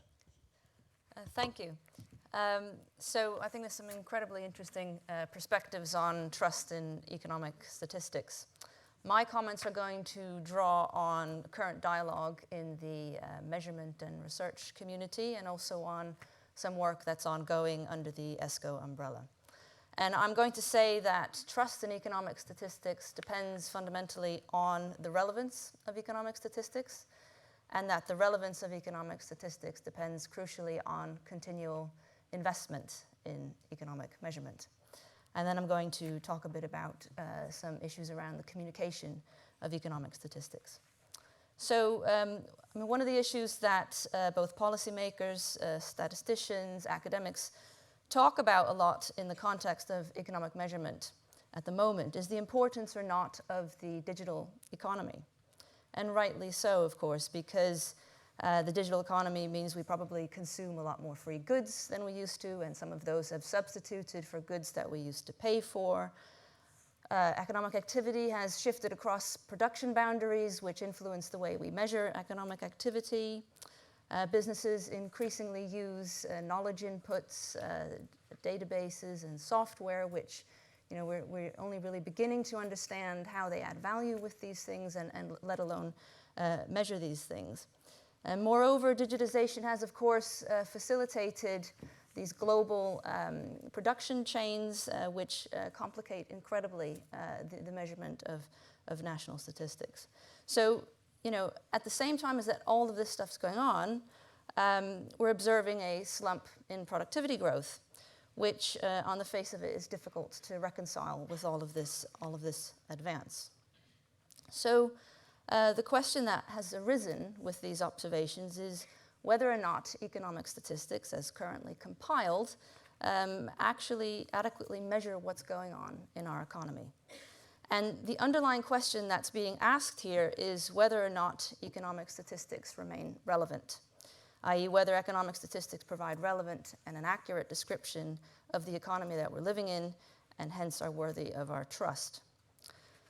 But it's not just digitization and globalization that challenge the relevance of economic statistics as good descriptors of the economy.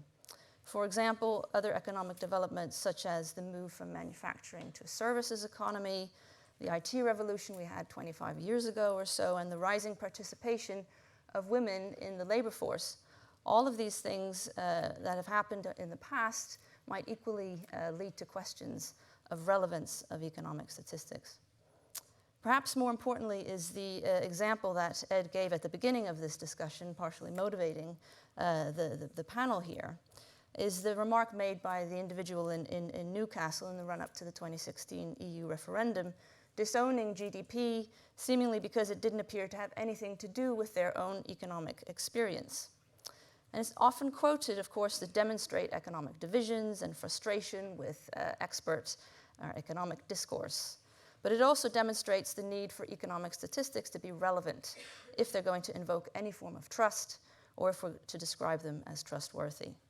So the simple point I'm making is that to engender trust in economic statistics need to keep up with the changing economy that they aim to describe, and also with the concerns of users.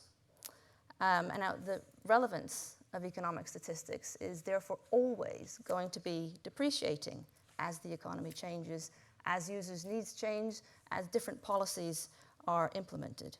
So if we view economic statistics as an important input into decision making, for example, as a necessary input into the production of good policy and underpinning informed dialogue, then this points to the need for continual innovation and investment in economic measurement.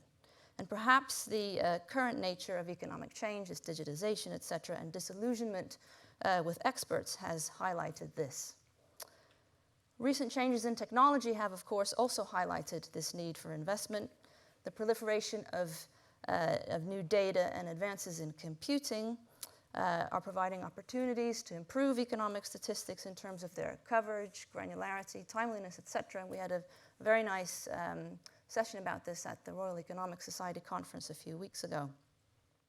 And of course, in economic statistics production, much as in any other activity or industry, the successful adoption of such a new technology is also associated with the depreciation of some older technologies and skills and with investment in new ones. So, I mean, data scientists are in demand in all industries. So without wanting to labor the obvious, trust in economic statistics depends on the relevance of economic statistics, and the value of economic statistics in decision making depend on this continual investment, because they're continually depreciating. No matter how up to date in a timely manner they are, they're continually depreciating for the reasons I just described. Now, in recent years, this has increasingly been recognized in the UK, and indeed is one of the reasons, I think, why we are here today. And for those of us who are concerned with economic measurement, let's hope, of course, that this continues. But we could also think about this more proactively and think about, well, how can we make sure that this interest continues? How can we demonstrate the relevance of economic statistics? How can we communicate that? And I'm going to make a few suggestions to that end. So much current research on economic measurement is essentially focused on this issue of bettering the relevance of economic statistics in the way I've just described, improving the ability of these data to describe the modern economy and to address users' concerns. So a number of academics have advocated for the construction and use of extended activity or welfare metrics, as well as distributional metrics, in addition to GDP. So for example, my colleagues, they're both here, Andrew Aitken and Martin Wheel, have proposed a democratic measure of income growth, which, unlike GDP growth, weights the growth experience of income-rich and income-poor households equally. So it goes some of the way in addressing the concerns that GDP growth reflects only the experience of a few. But if such metrics are to gain traction in the economics discourse and increase the relevance of and trust in economic statistics, it'll be important to communicate them and to release and publish statistics like that frequently and alongside more established and familiar metrics such as GDP, so that these begin to feature more prominently in debates and in our consciousness, basically. Others on this panel have already highlighted the need for communicating the uncertainty around economic statistics and the trade-offs there are, to avoid users placing undue weight on point estimates, for example, of GDP growth, in particular early estimates of GDP growth. And in some ways, information on these limitations reduces the trust in statistics. I would tend to view it as a good thing to have this additional information because it should encourage educated use of the data, responsible use of the statistics, and ultimately, in the longer term, improving trustworthiness. But whether or not communicating uncertainty actually improves trust in economic statistics, particularly in the environment we have where trust in experts is waning, is actually unclear. But there is some evidence to suggest that it does ultimately improve trust.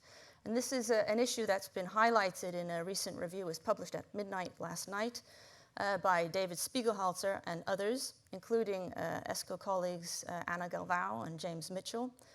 And one of the unknowns around whether or not providing information about uncertainty actually improves trustworthiness is around the way that uncertainty is communicated. So you could illustrate issues around the accuracy of economic statistics in a number of ways. So in ongoing research, Anna and James, they are exploring this in the context of economic statistics, GDP growth in particular. It's not in the public domain yet, but I think it'll be a very interesting piece of work and yield a number of practical recommendations for how we might go about communicating uncertainty.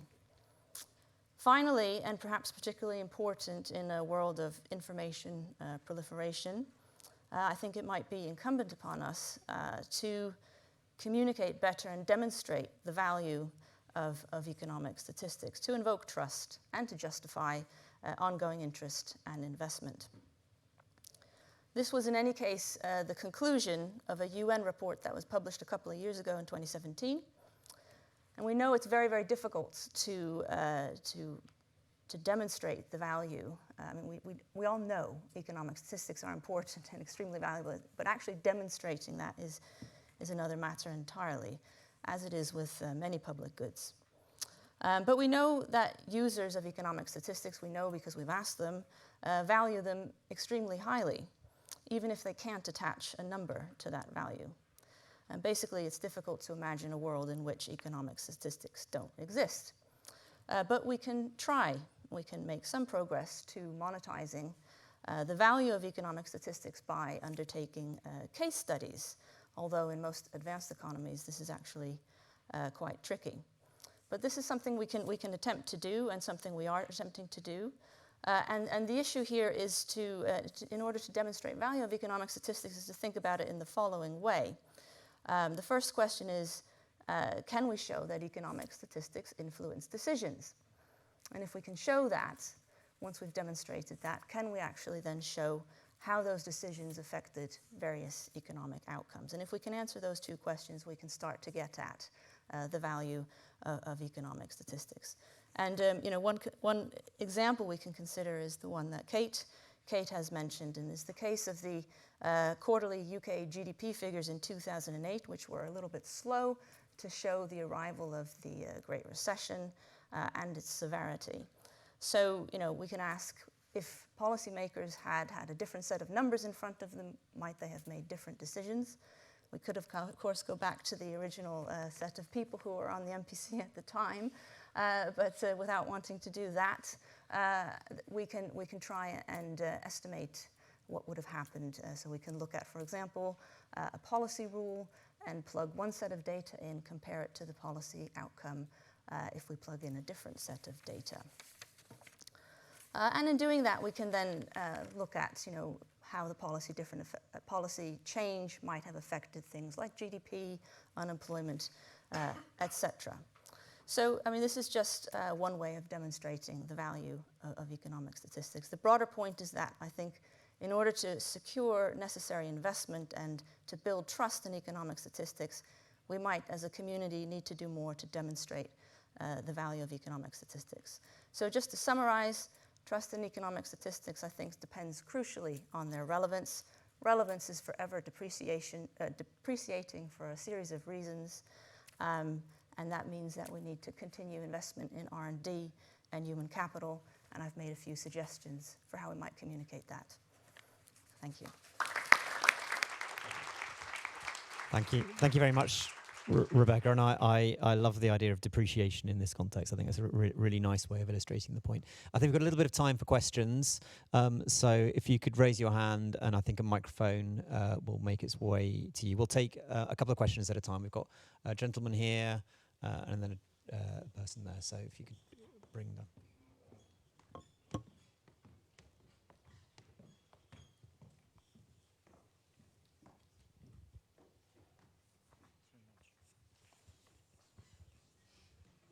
Well, my thanks to the speakers. Paul Hudson. I've been retired from academic life for about 15 years, but I still try to keep my research interests going in spite of the declining number of brain cells. I can't help thinking that some of the effort by the ONS may be effort going into the sand. For example, the notion of productivity as conventionally measured seems to be of no use whatever in an economy such as the British economy, which is largely a service economy. By the conventional measures, you can improve the productivity of the health service by cutting down the number of nurses, in fact, for a given number of patients. Equally, you can improve the productivity of the education sector by cutting down the number of teachers per thousands of pupils or students. So I don't think a lot of these statistics that are produced on productivity make any sense. Another point I would raise, I don't think this is the fault actually of the statisticians, but on the BBC and in the even in the press like the City AM, for example, they quote whether employment has increased or not, but there is no indication whatever whether the people employed are working 4, 14, 24 or 40 or even more hours a week. So we've got a completely distorted picture. I'll just leave it at those two questions. My question relates, is it on? Is it on, yeah? Okay. My question relates to the lady who made the comment about it's your GDP. And I think what she was actually referring to was the fact that she was referring to regional inequalities, which I think are very high in the UK. And she was also referring to the fact that money spent in, let's say, Manchester or wherever she was, Newcastle, that actually filters its way down to London because you spend £1 with British Gas or whoever, and it's going to end up in London. So to me, she was right. Her point was essentially right. But to me, she wasn't questioning economics, the value of economic data. She was saying the country's unequal, and if you spend £1 in my region, it actually ends up in London, which is, to me, a slightly different point.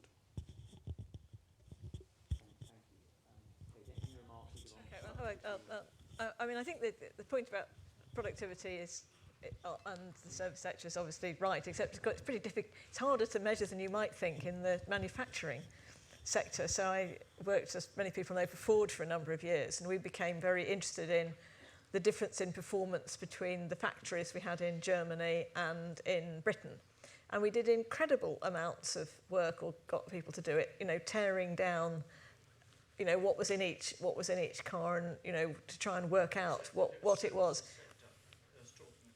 I know you were, but I'm saying, but even there, we found it really difficult to reach conclusions. So I think I'm saying it's quite a general. I think it's a more general problem than just the services sector. And there are, of course, bits of the services sector that we can measure. And actually, I think the real difficulty for me in the productivity figure is the elusive nature of the value we're all getting from things like our mobile phones, which I think is actually much more elusive, whereas actually we can measure to some extent the quality of education by exam results. So if we cut teachers and exam results fall, we've got some measure, and we can measure deaths in hospitals, so we can have a go at that, but I think it's much harder to measure the other thing. I mean, I think that's probably right that she did mean that. She meant that it doesn't really matter what goes on because the people in the regions are always going to lose out. So I don't, she's kind of saying I don't care because the GDP... Because the GDP, yes, but she's also saying, yeah, but she's sort of saying she doesn't really care because she doesn't actually think. I suspect that they will be worse off, and that we're arguing here for tighter links with Europe because it benefits the south of the country and adds to regional inequality, and that is a very, and I think that's a very reasonable point of view. I think we should invite her. I think we should invite her here, because we're all, using this quote with great confidence about what she meant. But you're certainly right. Britain is very unequal. But the difficulty is if you think that coming out of the EU will make us more equal. It's a difficult question. The issue is the country's unequal. Leave the EU out of the equation. The country's saying is that, we and wherever she was, we feel that, discriminate, and that's all she was really saying, that the country is unequal. I think the EU is a total parent about it. Yes, I'm not sure I do think that, but anyway, we'll disagree on that one. Yeah. Well, I suppose on the regional economies thing, obviously somebody who's spent their working life trying to estimate things for Scotland, which aren't always very easy to estimate for Scotland. And now a lot of the focus is on more sort of useful geographies for economic policy making, particularly the city regions and things like that. So keeping an eye on the relevance of economic statistics to those new geographies that are emerging is a really important thing and part of the investment that Rebecca was talking about, to ensure that they're relevant, but always remembering what data they're based on and what assumptions have to be made in order to produce data for those sorts of areas. But I think the regional dimension of the statistics is always very important, and it's important for different layers of policymakers who have different responsibilities. I'll just come back on the productivity issue. I mean, I very much agree productivity is incredibly difficult to measure. It doesn't mean we shouldn't try, of course. And we just had a very interesting presentation before this session on harmonizing across countries the way labor is measured. And if you make adjustments and do things in a common way, you potentially explain away a very significant chunk of the difference between UK productivity levels and those in, say, Germany or France or the United States. So very, very difficult and wrought with many problems. But specifically about the public sector, I think that I might be wrong, but I think there are two sets of estimates around public sector productivity. One which does try to also take into account what the labor is producing, number of eye operations or things like that. So I don't know if it's fully the case that cutting down the number of nurses or something would automatically increase productivity unless it had absolutely no effect on the quality and number of health service activities that were taking place. That was that. I think we're running out of time, but do we have any questions on the slider technology? Okay, well, maybe if there's one more question, we'll quickly take that. Anybody else like to ask a question? Got a gentleman here, very quickly. And if you could make your question quick, and if you could make your answers quick as well, that would be great. Yeah, thanks. So trust in statistics, I was wondering how to read that, whether there was supposed to be a question mark at the end or whether it was an imperative or a plea. I don't quite know, and I'm still not quite sure. But I'd just like to follow up on what Rebecca said about the depreciation of our statistics producing technologies. The economy changes, we need to invest to try and keep up with times, and when we don't, then the public loses confidence in that, and they lose confidence through the media sensing that the information is not telling the true picture. They then write about it. Other government departments start to lose confidence because the data that they need to make decisions in a changing economy are not there. So what is the solution to this? I mean, the ESCoE, I think, is a great start here in the UK. I wish other countries had a similar sort of institution. What's the solution to try and get policymakers, the people who hand out the money, to realise that this is needed, this sort of investment is required in order to provide statistics, trustworthy statistics going forward? Thank you. Who would like to give a quick answer? No. I'm very happy to do a very quick one, which is that the industrial strategy which we published now 18 months ago or so has got a statement in it, which I think is a very important one, and we should absolutely hold policymakers and governments to account, which is the ambition to make the UK as the best understood economy in the world. And that's a public commitment that's been made, and then fine. So there are lots of commitments in that document that are backed up with large amounts of, large budgets. So, move to 2.4% of R&D expenditure, et cetera, et cetera. Well, that's another commitment.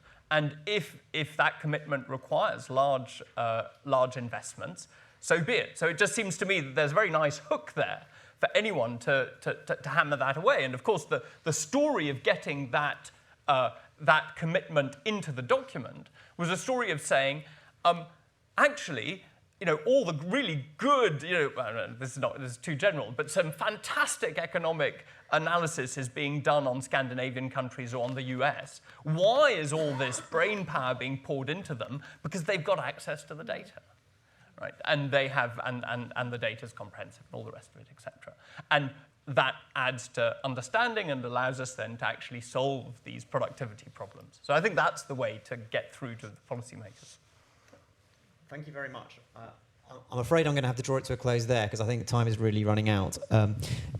In a sense, though, what we've heard is the antidote to a fall of public confidence in statistics, which is recognise their value, as Tony said, and the importance of trust in them, invest in them, as Rebecca has said, be thou neither overconfident nor underconfident, as Kate has explained, and be open and engaging with others, Mairi said. I'll only close with this final remark before we thank all our panellists. I really hope at next year's conference we can actually have the people who say things like that's not our bloody GDP to talk to us rather than us talking and pontificating about them. I think that'd be a great endeavour. But please thank all our attendees. Thank you.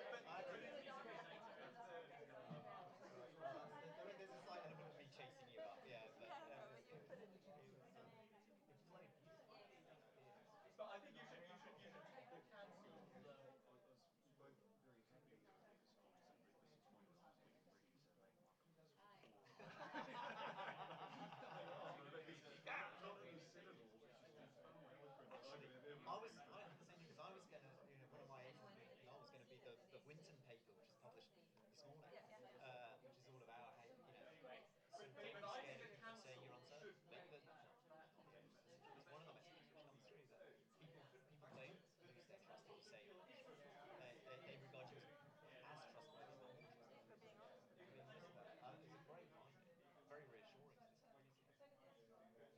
Christopher, you got there before me. So.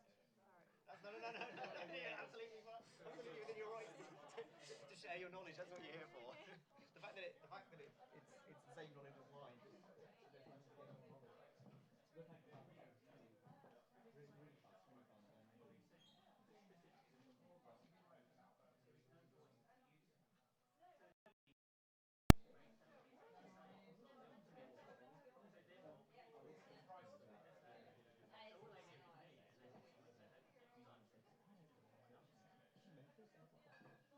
You have to say what she meant. Yeah, It's like you're so confident that you knew what she meant.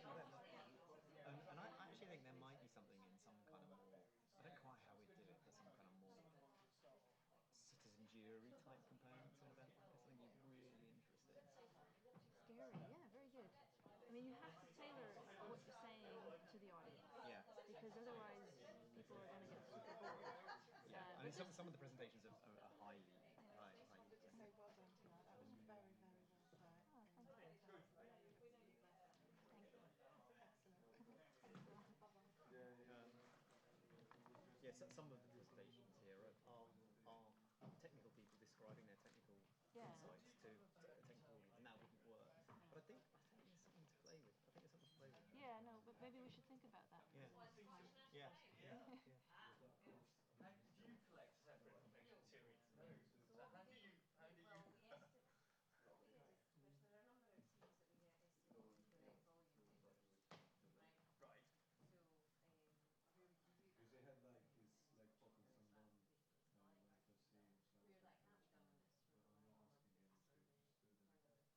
see it. So Where that can be done in this but I'm not asking them to do that. No, It was just funny. You're using national deflators.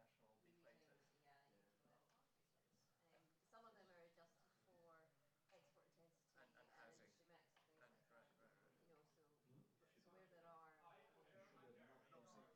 And like that. right. You know, so where there are. Yes.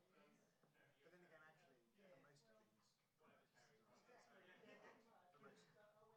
these. Is that true? Yeah, you find. I mean, it's kind of quite interesting. It's hard to know. Well, when you look at most of them, so we do some regional stuff. Surprisingly small variations. It will be certain things like rest of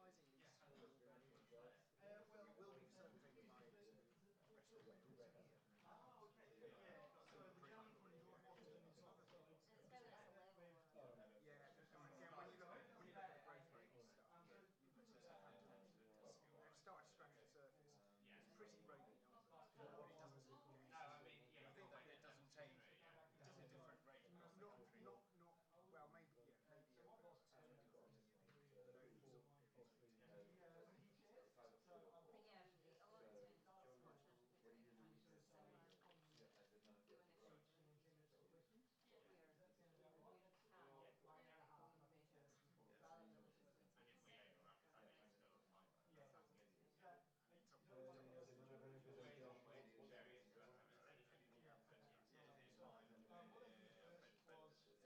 Financial services, you're not much good.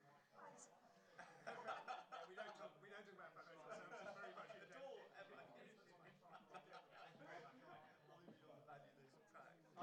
so often you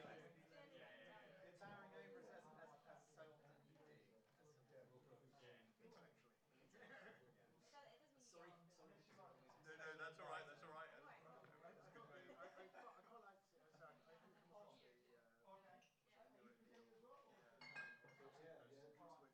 I can sort of get that. And transparency. Because sometimes when we do the transparency stuff, I was worried that it's kind of. She comes down on the side of transparency, right? Yeah. But she doesn't say that transparency does not lead to trust. Right? It's kind of one of the interesting ones. That's not the goal. That's not the goal. Shouldn't be to say trust. No, exactly. Because be trustworthy. One of the stats I used to have, which was a bit. And is that? Oh, so it's the clicker thing. Yeah. Which is about 25 different methods stuck together. Hey guys, I'm John. I'm some of which Jim just Texan. and some of which rely on You, so we got everything ready for you. We've got cool. presentations and we've got microphones. Whenever you're ready, we can mic you up. Yeah, no, so Wendy's doing the first one, and then these two guys, and then I'm doing the last one. I noticed that in the first session, they kept the lapel mic on the whole time, but obviously they just turned it off. Yeah, I can do that. Yeah, okay, so we'll mic us all up now then. Yeah. Is that pretty much it? It's fine. We will have a Q&A in the end. Yeah. Everybody else. Yeah. Yeah, but At the end of each. yeah. End of each.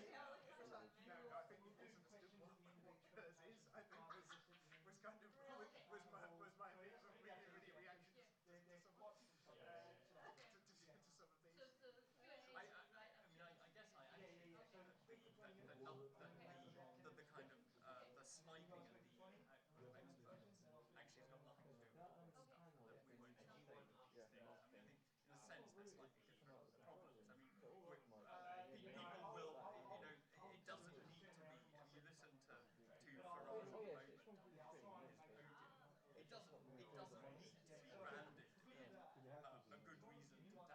I think it's a great. It comes through the headphones from Nesta. You can monitor it on headphones, but it comes with everything except for People being very sure.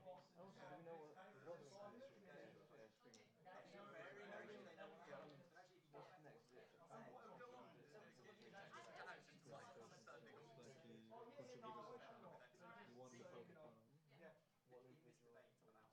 And then one. So I think four in total. Yeah. presentation you had to go do a sit down Q&A? No, the Q&A after this presentation. Probably standing up Q&A. For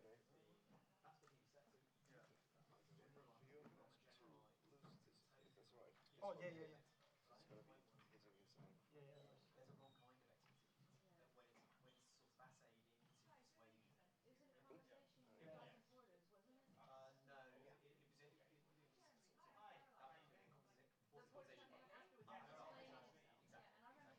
So we can use their outside pocket or... The pocket watching the conversation of the original. I thought the original. Inside pocket? Yeah, that's fine. It was in the debate. Yeah, no, I'll chuck it in my bag. Yeah. You're firing back at me. So this is actually on the whole time, and you're paying attention, and you just hit it one side, like I'm going to start talking. Oh, beautiful. And you'll change the slides up there? Yeah. Yep. Okay, but all the presenters are just using this one, or? Yeah, I mean, when the slides are just next to this one, so she can just press next and the slides are there. Okay. And then my colleague will change to the other session, Yep. to the other presentation, and then to yours. No worries. If you can just let Wendy know that as well, that hers has already started and that's the next one. So. Do you know that Crystal's not coming Yes, now? yes, I did. So I'm not saying that we'll take the whole 2 hours, but we're not going to only take 90 minutes.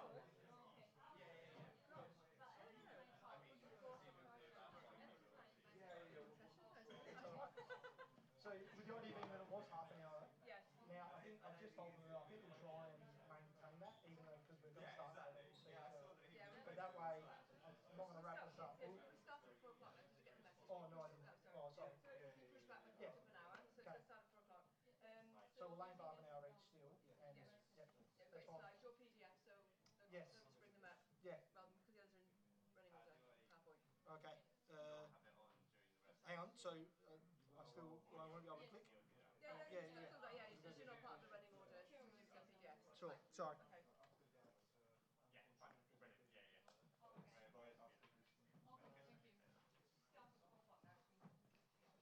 Officially.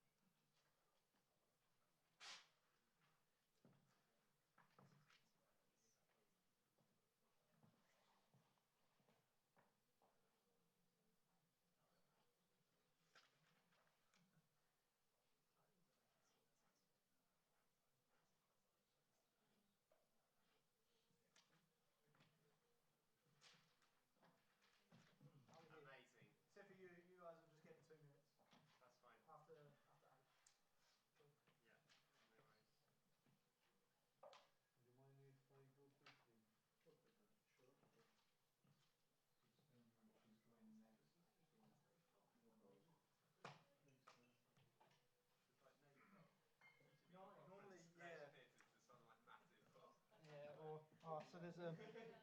Yeah, right here. So you can time yourself if you really want.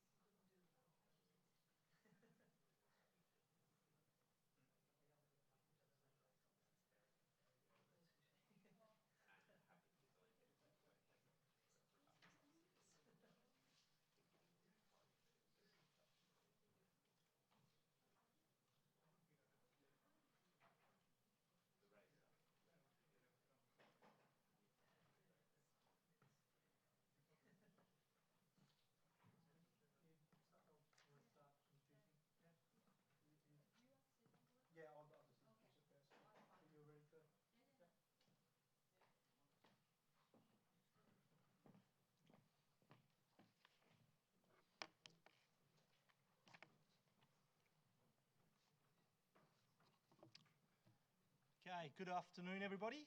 I'm told that once I start, my mic will come on, so hopefully that's happening. We're a couple of minutes late. I know we were put late by the previous session, but since I joined the OECD, I've learnt the importance of keeping a very tight schedule at these kind of workshops and seminars, so I'd like to begin. One benefit we do have, so to speak, is that Christopher Hooton unfortunately is not here today, and so that session regarding cloud computing won't be taking place.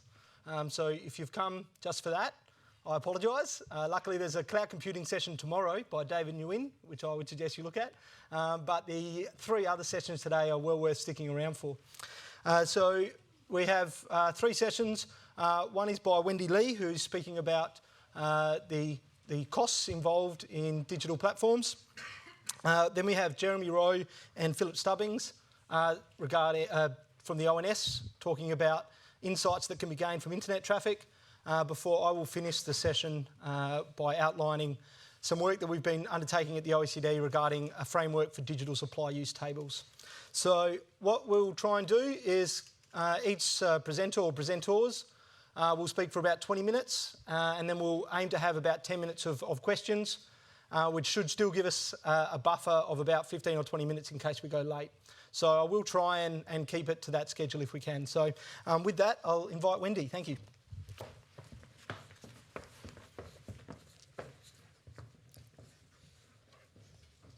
Thank you, John. Okay, so thanks for organizing this exciting conference and giving me this opportunity to present our paper on value data. There's no such thing as a free lunch in the digital economy. This paper is co-authored with Makoto Nirei from University of Tokyo and Kazufumi Yamana from Kanagawa University. Kaz is here today. So everything I say here is my personal view and does not represent the view of my agency. So many online platform companies have been providing digital goods and services at seemingly zero monetary cost to consumers, and economists have been trying to measure the welfare effect related to free digital goods and services. However, the first book, Cambridge Analytica Data Scandal, shows us that there's no such thing as a free lunch in the digital world. Consumers, in fact, exchange their personal data for free digital goods and services. As a large data holder, online platform company can reap potentially significant amounts of economic benefits by conducting data analytics and or licensing the use of data to third parties. Therefore, phrases such as free goods are misnomers, and welfare analysis without considering the value of data will mislead the policy analysis. So how big is the value of data related to online platforms? We can use the following 2 examples to visualize the size of the value of data. The first example is Apple. Recently, Bloomberg Business Week reports that because Apple's app developers need to pay 30% commission to get access to Apple's consumer data, in the past decade, Apple has earned $42.8 billion by sharing consumer data with app developers. The second example is ITS software, which was a large reservation network and collected detailed transaction data of US airline tickets. And another company called Faircast then purchased the data from ITS software to conduct data targeting predicting services of airfare to consumers. Faircast was purchased by Microsoft in 2006 for $110 million. However, ITS software, the data owner, was acquired by Google 2 years later for $700 million. The difference in the acquisition price of two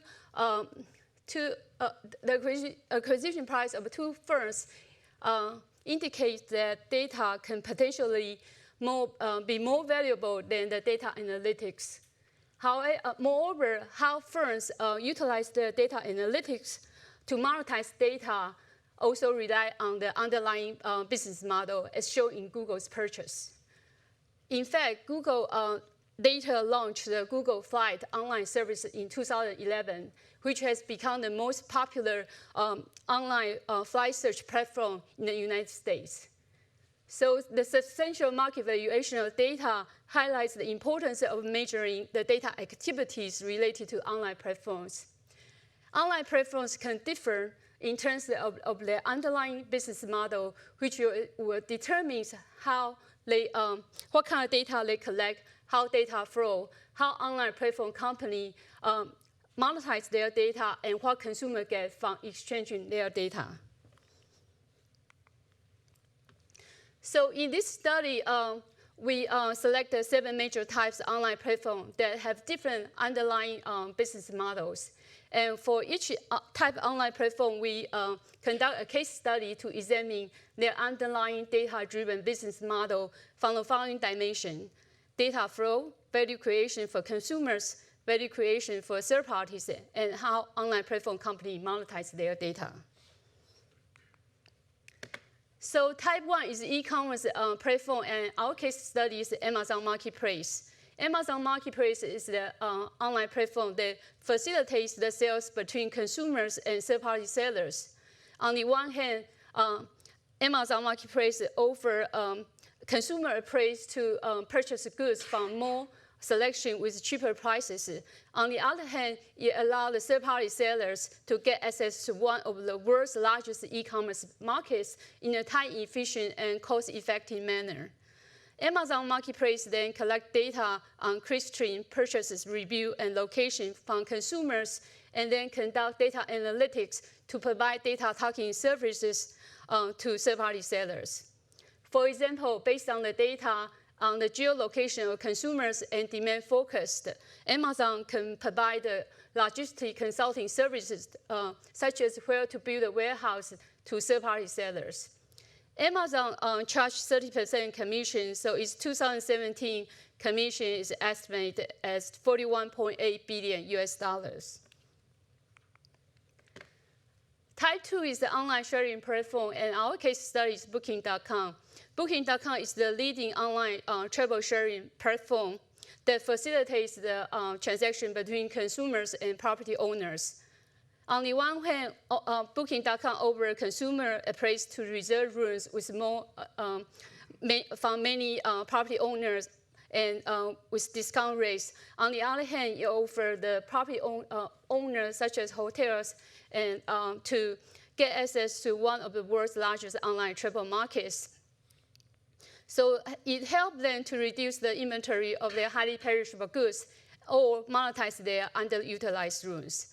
Booking.com collects data on click-stream, purchase location, and reviews, and so on from consumers, and then provide data targeting services such as pricing strategy and demand focus.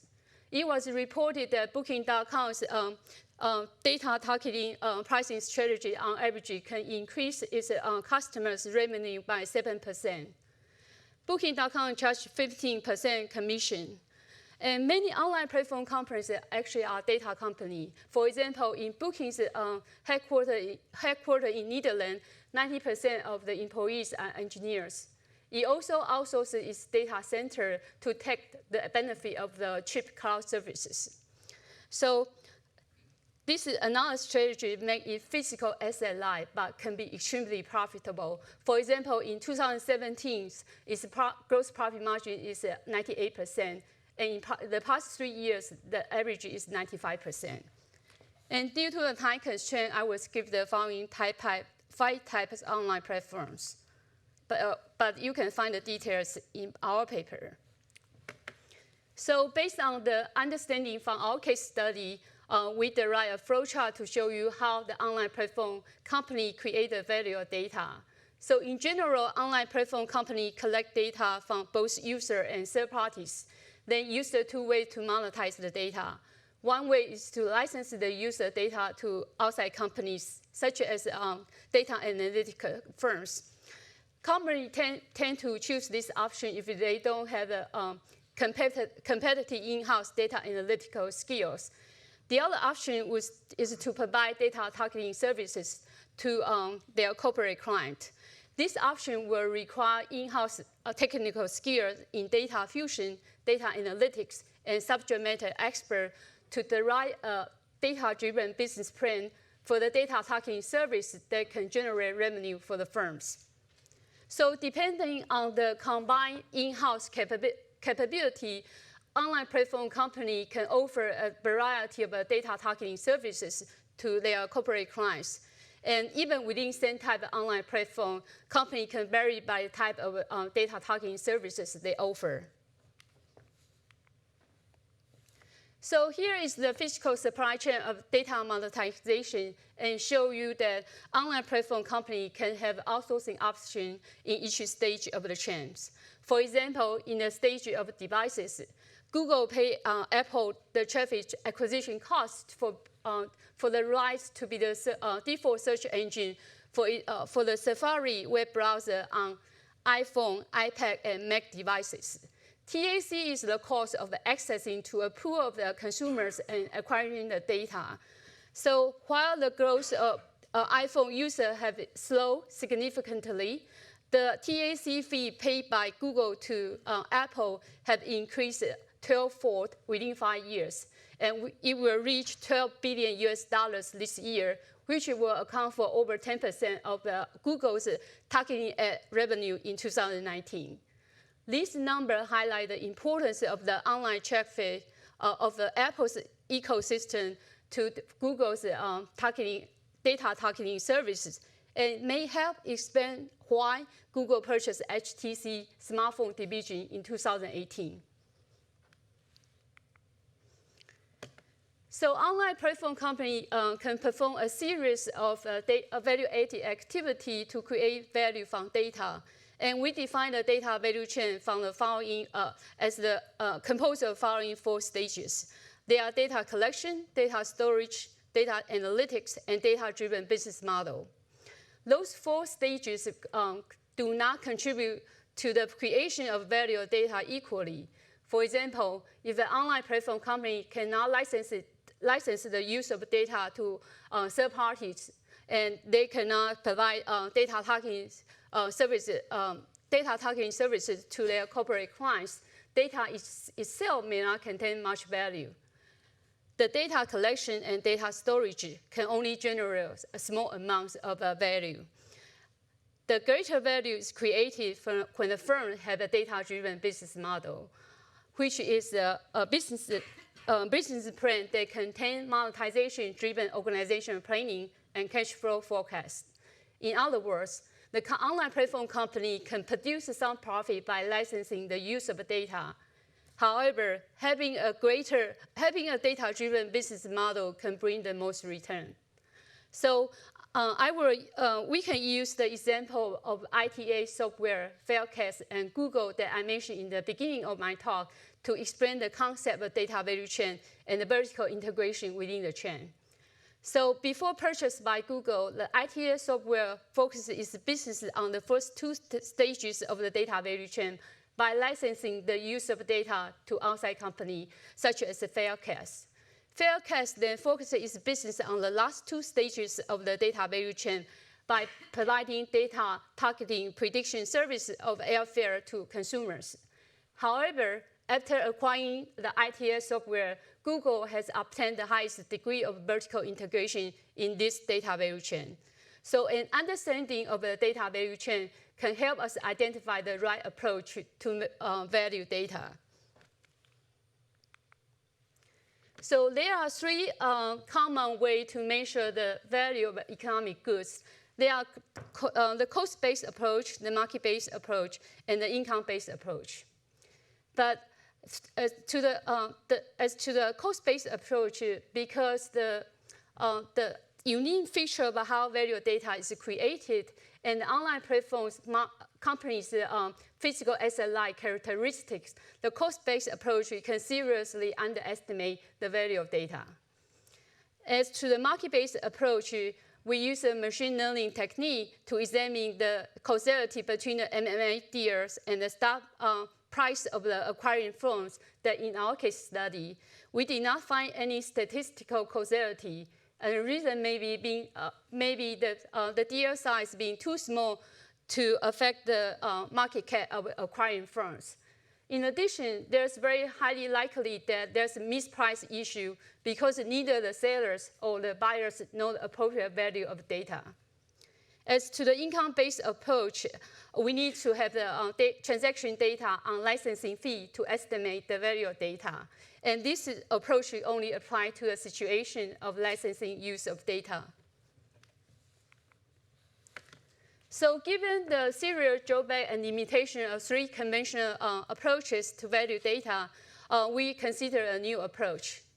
And as shown in the data value chain, the majority of value data is created when firms have a data-driven business model.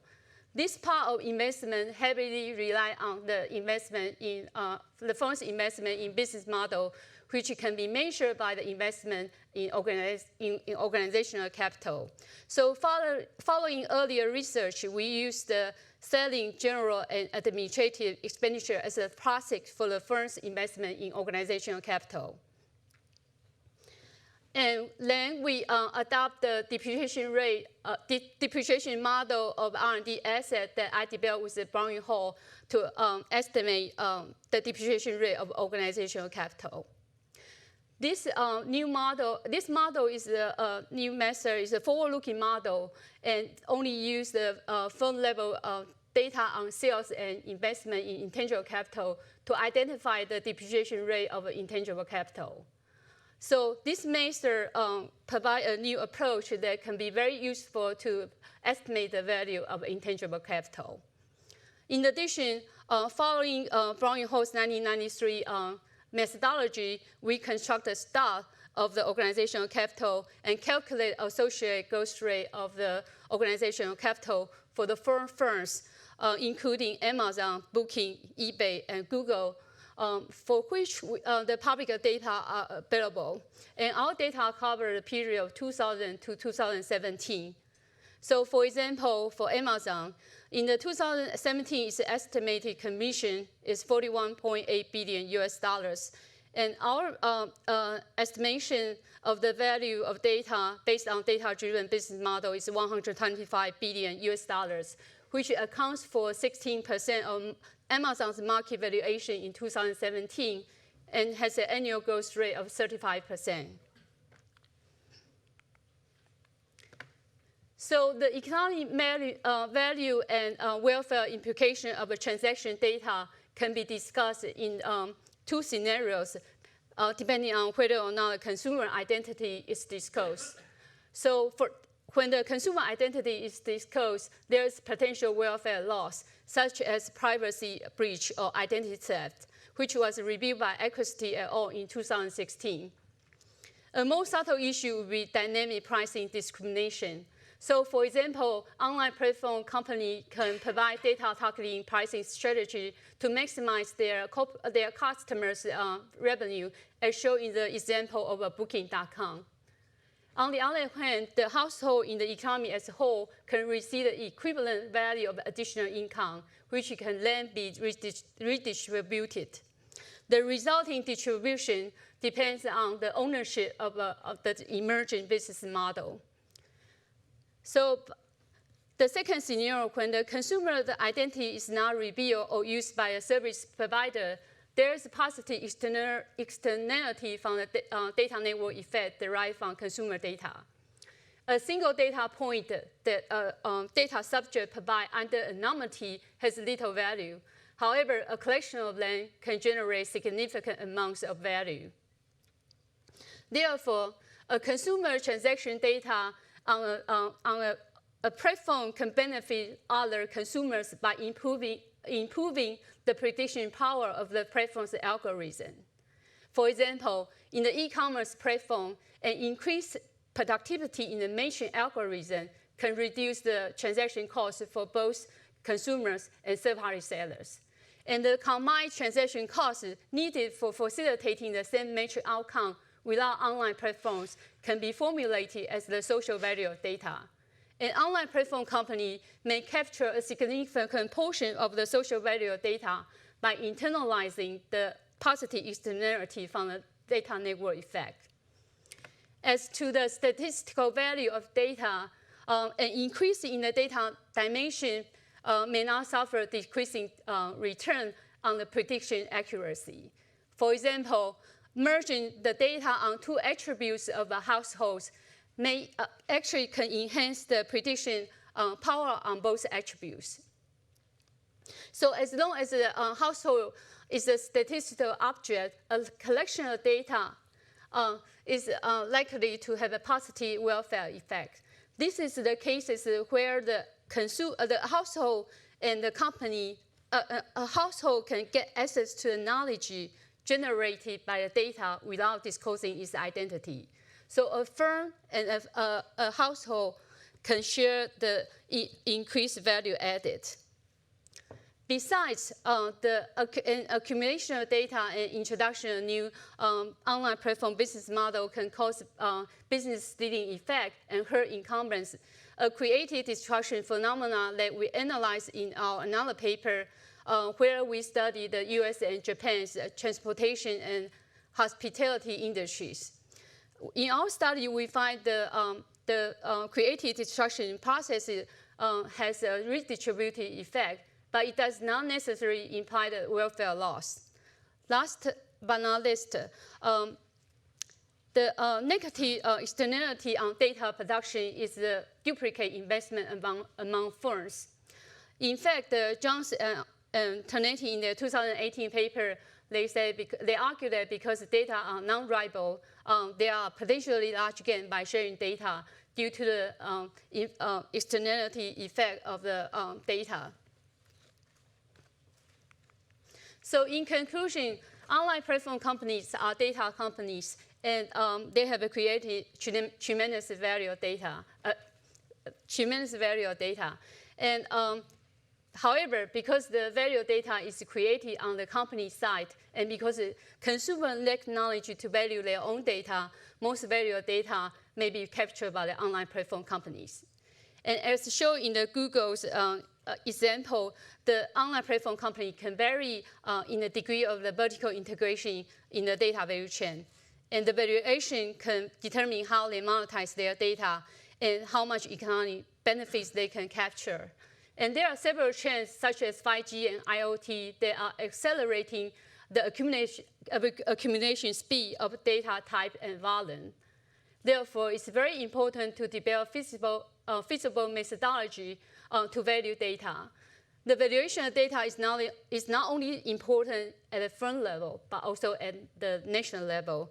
At the firm level, a proper valuation of data is important for firms to derive investment and outsourcing decision on data, how to monetize data, and how to get competitive edge through data. At the national level, it's important for the national account to develop to incorporate this increasingly important new asset into the calculation of GDP and the productivity growth. Moreover, countries are different in terms of the ownership of the personal data. For example, the Europe's newly data protection rule, the GDPR, and China's extremely openness of the personal data. Additionally, the US allows foreign firms to collect data in the United States, but some other countries may prohibit it. So given the existence of virtuous cycle between the deep learning's relationship with data, the degree of openness of a nation's data policy may affect the relative competitiveness between domestic and foreign firms. Therefore, the valuation of data will have important policy implications for innovation, investment, trade, and growth. Thank you.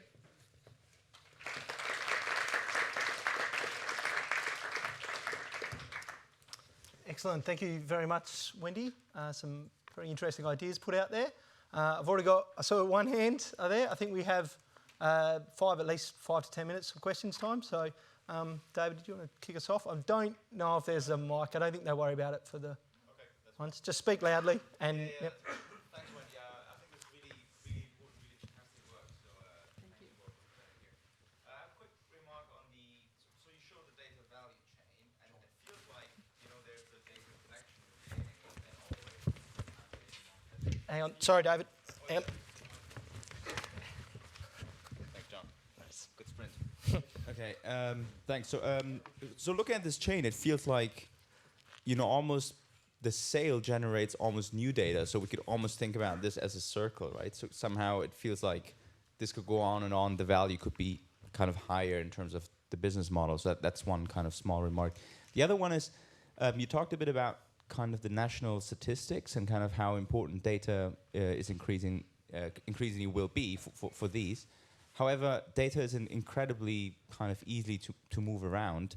So what about the cross-border dimension of data flows and aggregation and specific data centers in a few locations? What are your thoughts on the implications for statistics here? Okay, thank you. Did you want to get another one first, Wendy, and then maybe you can respond? I can answer this first. Okay. So yeah, I think thank you, David. I think here why we didn't have the circle you showed in your paper, because here actually when you look at the data-driven business model, is the guideline how company use their data to monetize the data, and then so it involves the organizational change. So when you say when company have the sales, then they generate new data, and there's a data collection. So that's a two different way when you look at this data value chain. So regarding cross-border data flow, actually last week I just attended a global data law conference at NYU Law School. So a lot of people concerned, the delegate from different countries, they are very concerned about the privacy. So some countries even argue that we should use the data localization as an instrument to control the leak of data to reveal the citizens' the data privacy. So this really is an important topic that a lot of delegates from different countries are trying to negotiate how open how free the cross-border data flow should be. Yeah. So, hi, Peter. You have a loud voice, Peter, but we'll wait for the mic anyway. Thank you. When you look at these database or data-driven business models, a lot depends also on the magnitude of the network and the monopolistic position that you can create. So you wonder what is the value of the data and what's the value of the network, or should you simply not make such a difference? And it's simply the data which create the value. Yeah. Okay. So yeah, I think that's some people say, oh, so actually is not only the data itself, it also actually like the data fusion and data analytic or subject matter expert to contribute the creation of the value of data. So here, when we say the value of data is really, I think it's not a literary meaning. Actually, the value of data actually can create by two ways. One is they actually have a data exchange market in China, and also in the US, they are data broker. They are trading the data. So that's one way, but that type of market right now size probably is pretty small. So data, the value of data actually is similar like the majority of intangible capital.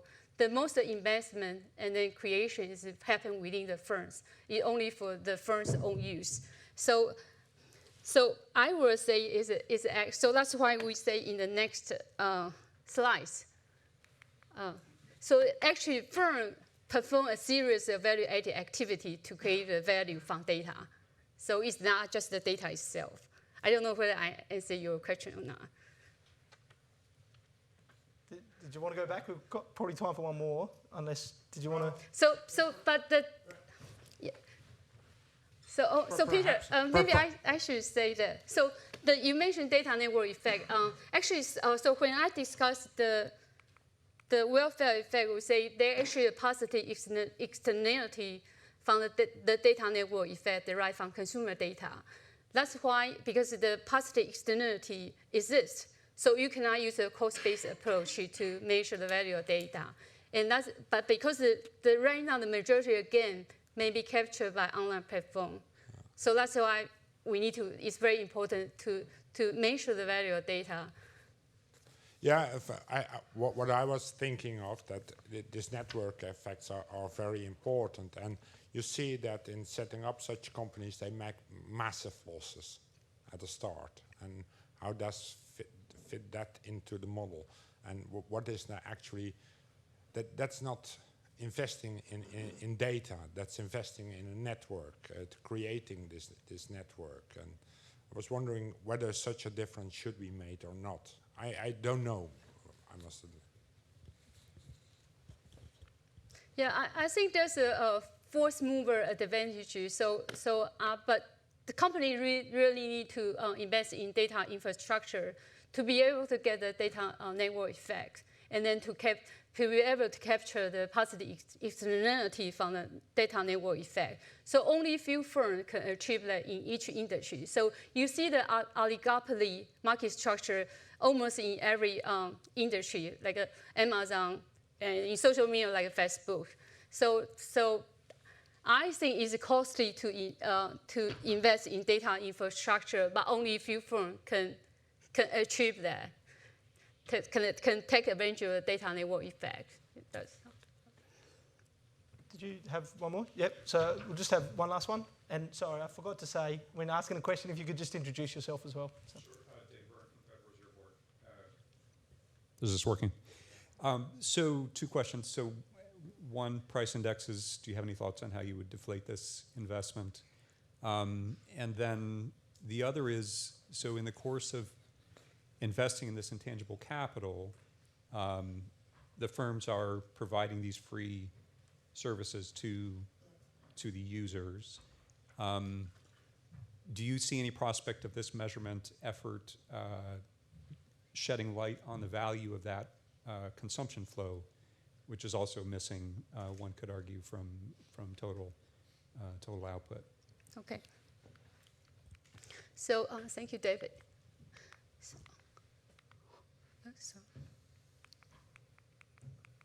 So the first question is about the price index of organizational capital. So in the model I developed with Browning Hall, actually we had already expanded the model from 2 parameters to 3 parameters. Actually, the third parameter can be served as a price deflector of the intangible capital. So that was pointed out by one of our referees. So right now, I will do more calculation to verify whether that parameter can perform really well as a price deflector for intangible capital. And the second question is, so at BA right now, we actually are trying to developing the framework to how to treat the data in the national account. So maybe when we have a published paper, then we can share more results with you for that one. Thank you. Great. Nice. Can we just offer a round of applause to Wendy again? Thank you.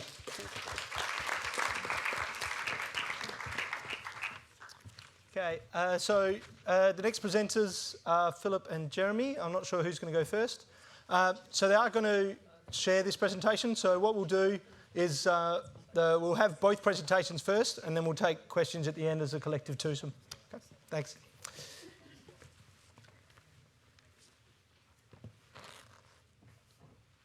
Yep, I got nothing on there.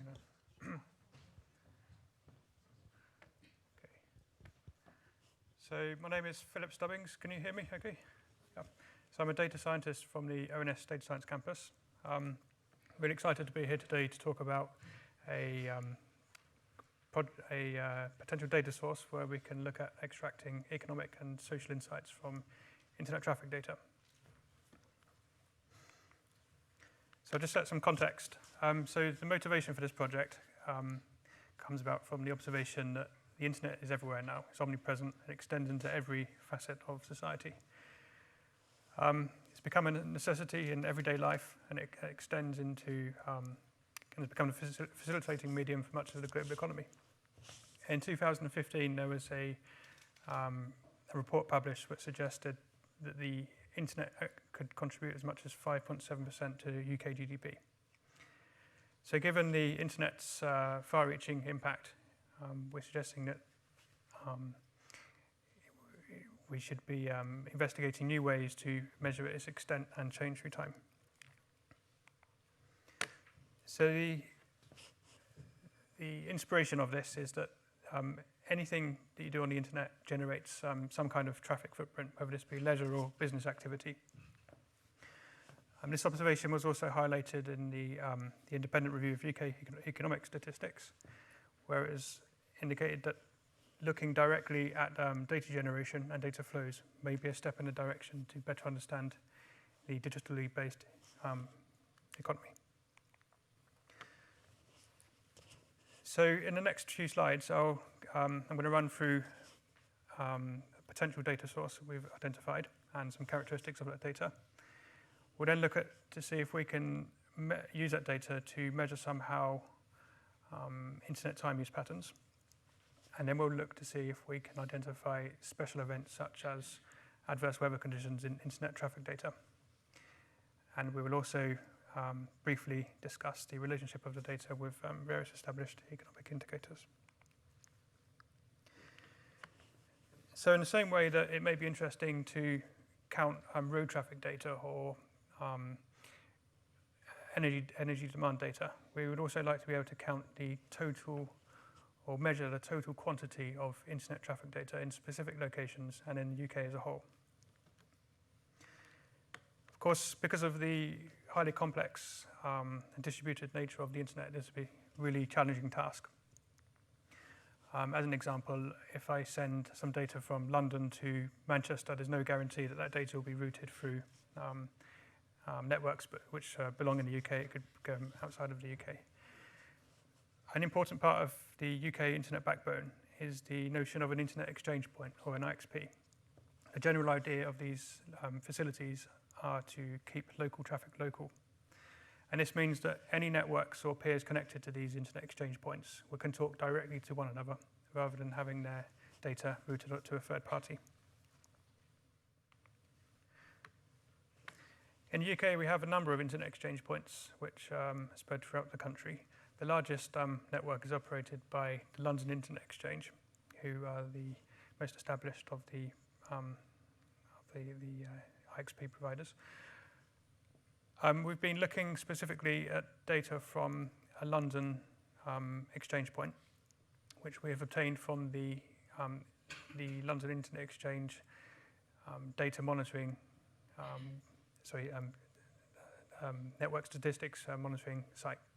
So this data is a really high-level view of the total quantity of data traveling through this network.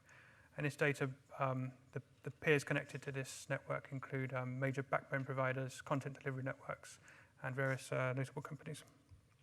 It should be noted that this is only a very small window, sort of sample view of overall internet traffic. So this is a sort of bird's eye visualization of the data that we've obtained. So on the y-axis, we have the time of day, so the early hours of the morning at the very bottom. And on the x-axis, we have the day of the week. So we've collected data going back to 2012. Here I'm just showing 3 years' worth of data. The actual data is, we receive it in real time, so it's every 5 minutes. So we have 288 data points per day. And the actual data is very simple, so it's just a timestamp and the total amount of data observed on that network in gigabits per second for a 5-minute interval. So we can see this band that extends across the bottom is actually the very early hours of the morning. I should note that the lighter regions correspond to higher internet traffic use and the darker regions to less use. So in terms of trend, year on year, between 2012 and 2015, the internet traffic data for this particular exchange grew on average 24% and then settled down to 7% between 2016 and 18. By comparison, the ONS Internet User Survey grew 2% for the same period and then dropped to 1%. The difference between the ONS User Survey and this particular data source is that the ONS Internet User Survey is counting the number of people who are interacting with the internet, whereas this data source is driven by both the number of people interacting and the amount of data they're generating. When we look at the monthly seasonality of the data, there's a clear pattern that in this data at least, that the internet usage is much lower in the summer months.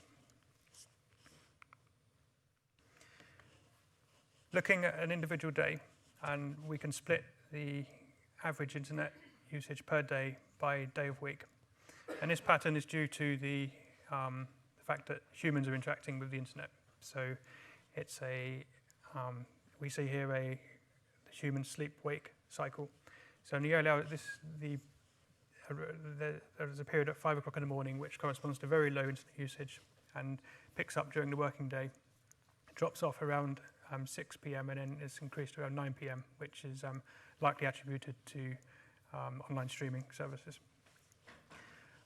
We can see here that each band in the chart corresponds to the average internet usage per day of week, and it shows that the mid-working week is significantly higher than the rest of the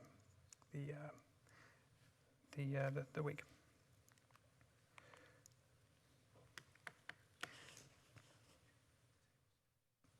So now that I've shown some of the characteristics of the data, I just want to show what we may be able to do with this. So one idea we have is we could potentially use this to measure internet time use. So I noted before that in the middle of the working week, on a Tuesday and a Wednesday, the internet traffic is much higher.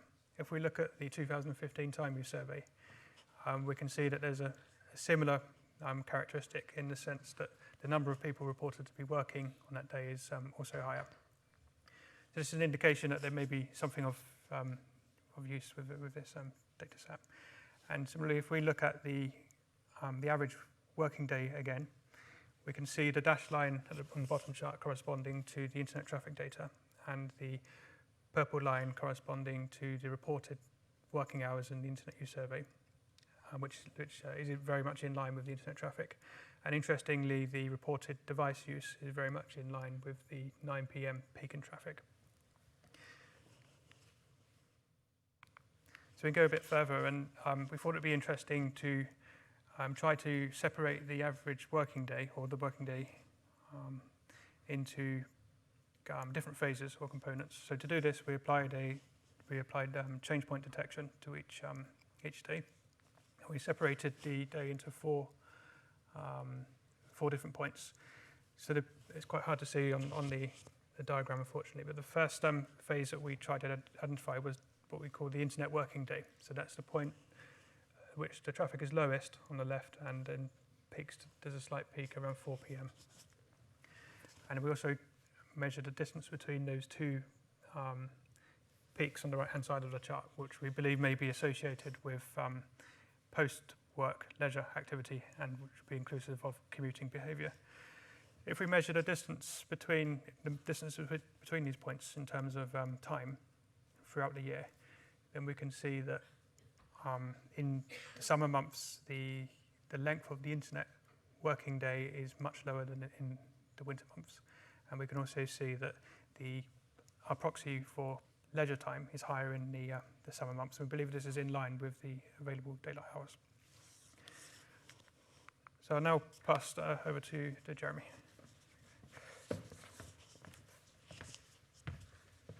Great, thanks, Phil. So the next few slides just continue these initial investigations to basically explore some of the other potential uses of the data. And one of the questions that we've thought about is, could this data be useful for identifying special events and exploring the impact of that? And in order to think about special events, you have to develop some expectations for what you think is going to happen on those days. And so to do that, we use the regular patterns that Phil has been talking about. So we use the weekly pattern, the monthly pattern, the annual trend, and we've used a thing called singular spectrum analysis to identify those patterns in the data and then build some expectations for what is the average amount of internet bandwidth you'd expect at a 9 a.m. 5-minute window on a Monday in November in 2018. And then you can use that to say, well, what's the observed data? How's it different from that expectation? And therefore, you've got a kind of unusually high amount of internet activity or low amount of internet activity. And we've done this for various different events that you might think about. So the first one we've looked at is weather events. And so for those of you who come from the UK, you may remember that in kind of March time, 2018, there was a thing called the Beast from the East, which was a weather phenomenon that came from kind of over from Russian winds hit the UK, and it caused a really prolonged cold spell, and there were a couple of days of particularly acute snowfall on the 1st and 2nd of March. And this interacted with a thing called Storm Emma. And so we looked at this weather event and saw, can we identify some pattern in the internet data, which is, as Phil was explaining, real time, every 5 minutes, can we see something going on that's unusual? And so the top right-hand chart just shows the kind of model expectations for the period in pink, and the actual level of the data in purple. And then the lower chart just is the residuals between those two. And so you can see that the beast from the east had a discernible positive effect on internet traffic. And the size of these residuals was really large. So they were often in the 99th percentile. So 99% of other residuals between 2016 and 2018 were below this level. And therefore, we can say there was unusually high levels of internet traffic on these days. However, it's harder to say why, because this may be that everyone was working from home, and so there was lots of video, audio conferencing going on. This was really associated with work. It also may be that no one could go to work, and so everyone was streaming TV, or they were checking their weather updates. And so this shows one of the challenges in this data, that you can't identify, you've only got one number. You don't know whether it's work activity or leisure activity. But regardless of that, you can definitely see something noticeable around these weather events. A second special event we've thought about is shopping, and then I'll show you sport in a minute. So in terms of shopping, we've looked at a thing called Cyber Monday, which is again associated with particular discounts that occur in November time. And you can see this chart, top right, shows the period around Cyber Monday in 2018. And you can see that the Cyber Monday day particularly had a high level of internet traffic associated with it. But the table shows you kind of how this internet traffic, how the effect of these residuals changed in different years. You can see there was a big effect in 2018, although the size of the effects in 2016 and 2017 were less clear. If we compare that with the official data on internet sales in the retail sales index, there was a slightly larger effect in 2018, but there was also big effects in 2016 and 2017. So potentially you can tell shopping behaviour in here, but it's less clear cut. We also wanted to show sport. So last year, England were playing Croatia in the semi-final of the World Cup. And this lower chart shows the internet traffic data relative to what one would expect over the time of the match. And you can see that there was a large decrease in internet traffic over the time of the match. Relative to that dip, there was a slight pickup in half-time. Maybe people were tweeting about what was going on. But you can definitely see that there is human behaviour going on in here. And actually, sporting events, studies on internet traffic suggest that sporting events can sometimes increase internet traffic, and that might be because people are streaming the game. But in this case, potentially, this could be an indicator that people were consuming it in terms of watching more normal TV, or maybe they were out in the pub. And so again, you can think about what this lens can tell you about internet activity. The final effect we've thought about in terms of special events is bank holidays. And the top right chart shows that the average effect of each bank holiday over the 3 years. And on average, there's about a 7.8% reduction in internet traffic relative to the expectations for that day of the week in that month on a bank holiday. And the residuals for 2017 Christmas period are shown in the lower chart. And there's generally a prolonged negative effect on internet traffic around holiday seasons. So this potentially shows that with more people off work, there is less internet traffic. There's a positive relationship between work and internet traffic in here. So we've shown here that a number of UK events can be identified as periods of either high internet traffic or low internet traffic. But there are lots of other anomalies. And so each of the charts in this slide plot every day in 2018. So the weeks are in columns and the days are in rows. And the lightest colours in the top right-hand chart show where the daily mean internet traffic was below expectations. And you can see just on the far right-hand side, the lightest colours, as we talked about, were around Christmas. That was when traffic was particularly below what one would expect for those days of the week. The lightest colours in the middle chart show where traffic was above expectations, and the lowest chart shows where the lightest colours in this chart show where the residuals were consistently at extreme values, either high or low, for many of the 5-minute windows over the course of that day. And so, we've pointed out some of the ones that we've talked about. But there are others in the data. And we think some of these might be associated with some network-related effects. There was some disruption to one of the major networks in the UK on one of these days, and also kind of major news incidents. We can also actually observe polling days in this, and those are associated with unusual levels of internet traffic.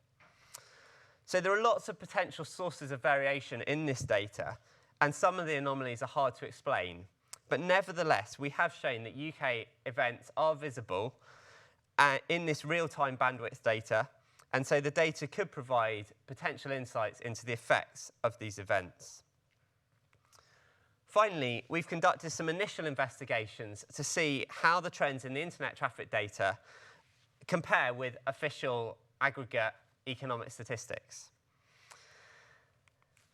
Firstly, we look at the official measure of average working hours from the Labour Force survey. And as Phil explained, what we're doing here is we're creating a proxy from the internet data, comparing that kind of middle of the night period with the peak at 5 p.m. around there.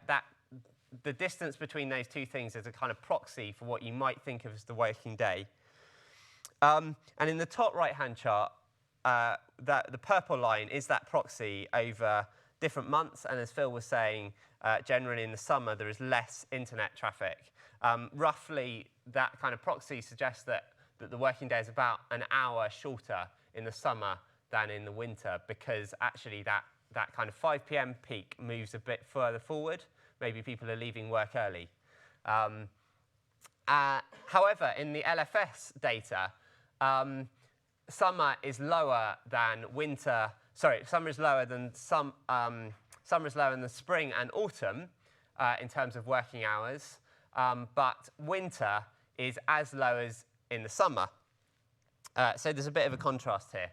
And also the lower chart so the top chart shows non-seasonally adjusted data. The lower chart seasonally adjusts for these monthly trends and plots the data of 2016 to 2018. And you can see that there's kind of some relationship, but it's definitely not very strong. There are kind of various different reasons why these trends might not be very strong. So for instance, the LFS is thinking about all sectors in the economy, and some sectors in the economy aren't very determined by the internet. And so if working patterns in those sectors are driving the LFS data, then there'll be a divergent set of trends. And also there are kind of measurement challenges both in our proxy, it's very much a proxy, and also in the LFS data. The final thing we've done is we've looked at GVA, and it's not entirely clear here what relationship you'd expect to see. So one could expect to see a positive relationship between internet traffic and GVA if the majority of internet traffic over the working day was associated with work. However, if it's associated with leisure, then you'd expect a negative relationship. And the first chart shows that average internet traffic per month in purple has increased far quicker since 2016 than GVA. That's not a surprise to anyone here. The second chart does the more interesting thing and plots, does the change in internet traffic, is that associated with the change in GDP? And we've looked at 3-month on 3-month percentage growth in each series. And we find there is a very slight positive relationship between these two, but it's insignificant. We've only used 30 months of data here. And even more tentatively, the change in internet traffic may seem to kind of lead the change in GVA. So if you look at 2016, end of 2017, there was a kind of real pickup in internet traffic. Early 2017, GVA percentage growth was higher. And similarly, you kind of see that internet traffic seems to lead GVA in kind of 2018 slightly. But again, this is a short time window. These things are insignificant. Don't read too much into them. We've only looked at total GVA so far. But again, the relationship might be stronger with certain sectors where the activity is more dependent on the internet. And that's something that could be worth investigating further. So in summary, we showcased this kind of new source of real-time, publicly available internet data, and we've explored some of its characteristics and some of its potential uses. We think our initial investigations show that there could definitely be uses in terms of new ways to measure time use and internet use. Potentially, it could be proxy measures for some event impact. So if something happens, the internet data could provide a lens into the potential, is that an impact? What is the impact of that? And also, finally, the data could provide kind of additional measures of the data-driven economy. We're really interested in your thoughts, though, but we hope that this work is kind of a step in the right direction of addressing some of the challenges that Phil talked about in the Bean Review. So yeah, really interested in your comments and questions. Thanks for listening.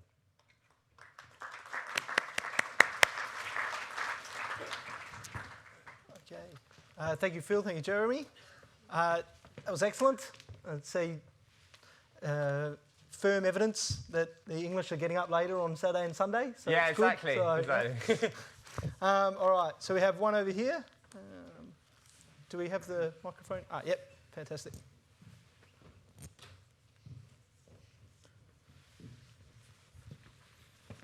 Well, thank you very much. That's very interesting. And I learned a lot about things I didn't know before. One thing that surprised me is the use through the day. The daily use seems to be quite important in the context of quite a few things.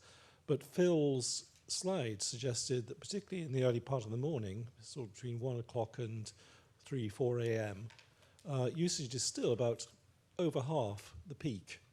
So although the shape sort of makes sense, unless there's sort of a hitherto undetected national insomnia problem, it's hard to believe that kind of early morning effect is actually directly people-induced.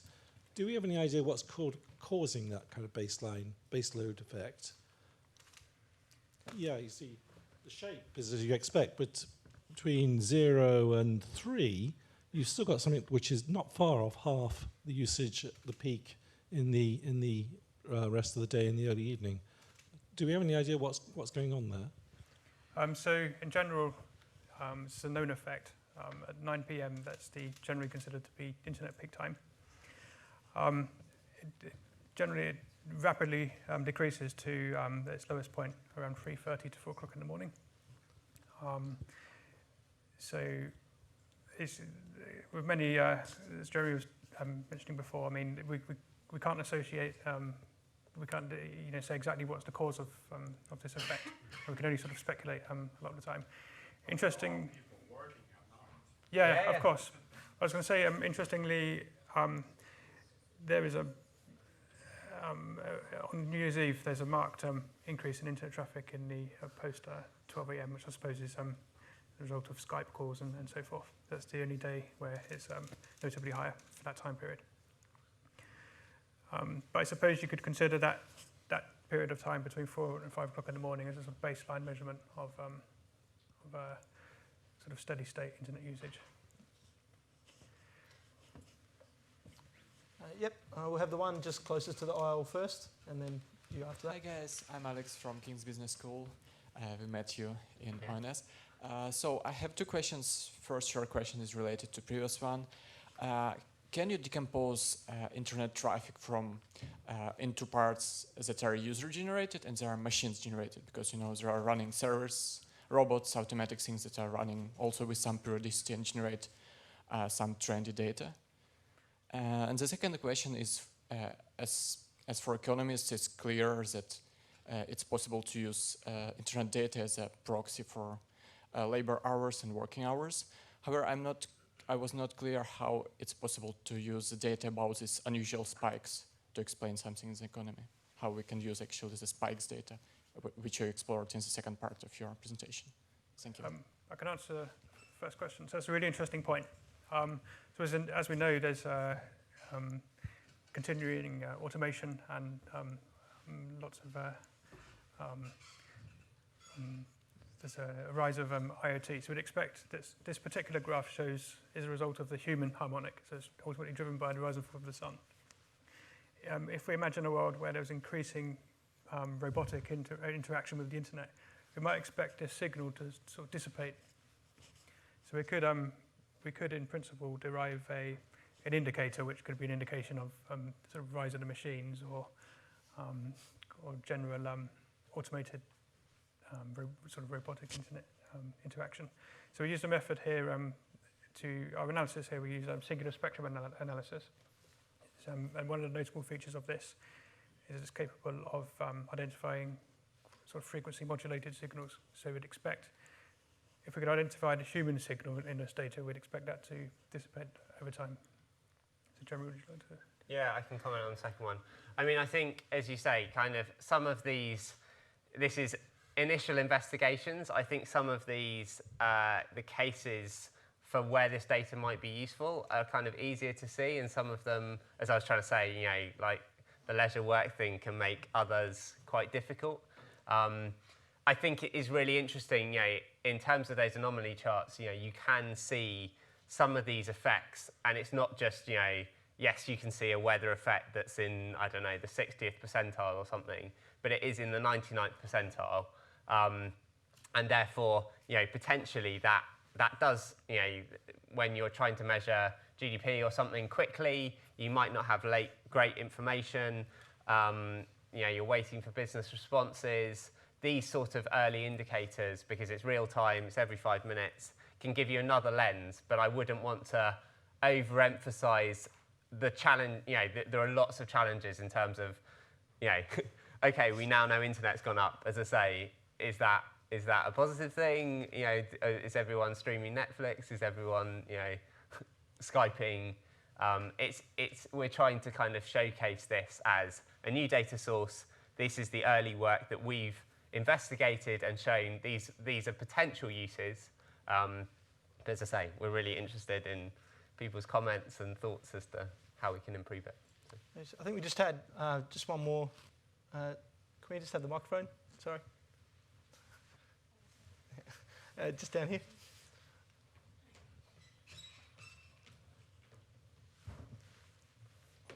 My question was whether you've explored other ways of getting more under the skin of the data sources. You had some quite interesting categorizations of uses. Sorry, Jonathan Athar from the ONS, and I'm pretty certain, I hope people don't use internet bandwidth at the ONS to watch Netflix, but I can't be sure. But there will be some areas where you can clearly sort of see the type of services being provided would clearly fall into one category or another. Now, Skype might be a bit difficult because it spans both work and leisure. But have you explored with the providers of this data whether they can provide some sort of aggregated categories of data that might help you get under the surface of this?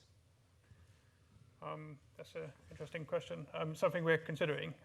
The only notable characteristic so far is this evening sort of peak around 9 p.m. As noted on one of the slides, there are many different types of connected parties to these internet exchange points. Some of them are major backbone providers, and some of them are individual companies such as Google. It's certainly an interesting direction of research to try to separate different types of data behind this, and this is highly aggregated data, so it just counts.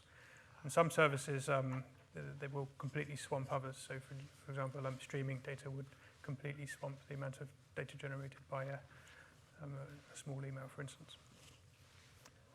All right. I might. Quick follow-on question. So Cisco's IP forecast, which you may be aware of, was just that. Right? They'd establish business IP addresses and partition into consumer business and mobile IP. So it's feasible. Yeah, it's definitely feasible. So one of the features of this data is it's completely public. It's publicly accessible. Cisco have a unique advantage from that point of view, given that they're.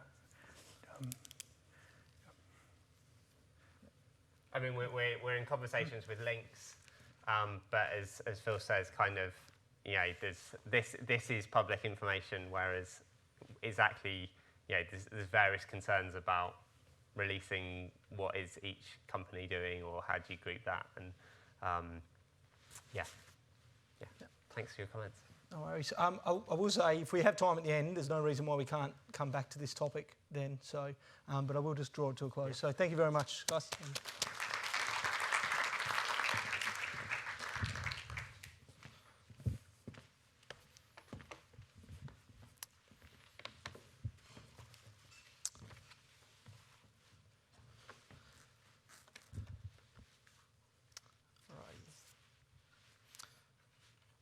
I'll get my timer going as well, just to keep me honest as well.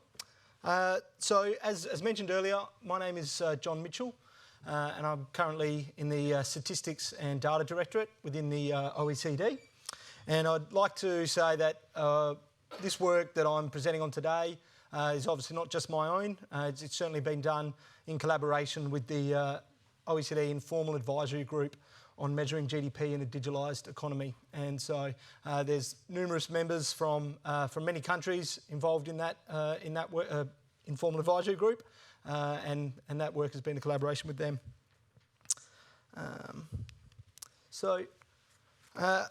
This work has been presented at various fora over the last year, 18 months, and also with statistical officers. At some of these meetings, we've gone probably a little bit more detailed. I will try and keep it relatively broad and just do a bit of an overview of the digital supply use tables today. I think it's important to provide a little bit of context about why we need the digital SUTs, supply use tables, SUTs. I'll then outline the differences between the digital SUTs and the standard supply use tables that most statistical officers are producing already and supplying to the OECD, as well as non-OECD countries. Many are producing these on an annual basis. And then I'll explain some of the outputs that can be produced by using these digital SUTs. So, why do we need the digital SUTs? Now, I suppose I was thinking about what to say to this slide, and then the session that we had before, I couldn't help but think that perhaps this was the economist's way of saying that that's your bloody GDP. And so whether or not it's a woman in Newcastle or the Economist, now, it wouldn't have been hard for me to choose various headlines that may have questioned the measurement of GDP in relation to the digital economy or digital activity within the GDP. But I chose the Economist because while I quite like The Economist, that's reason number one. But reason number two is that it's not exactly the Daily Mail, it's not high-end academia either.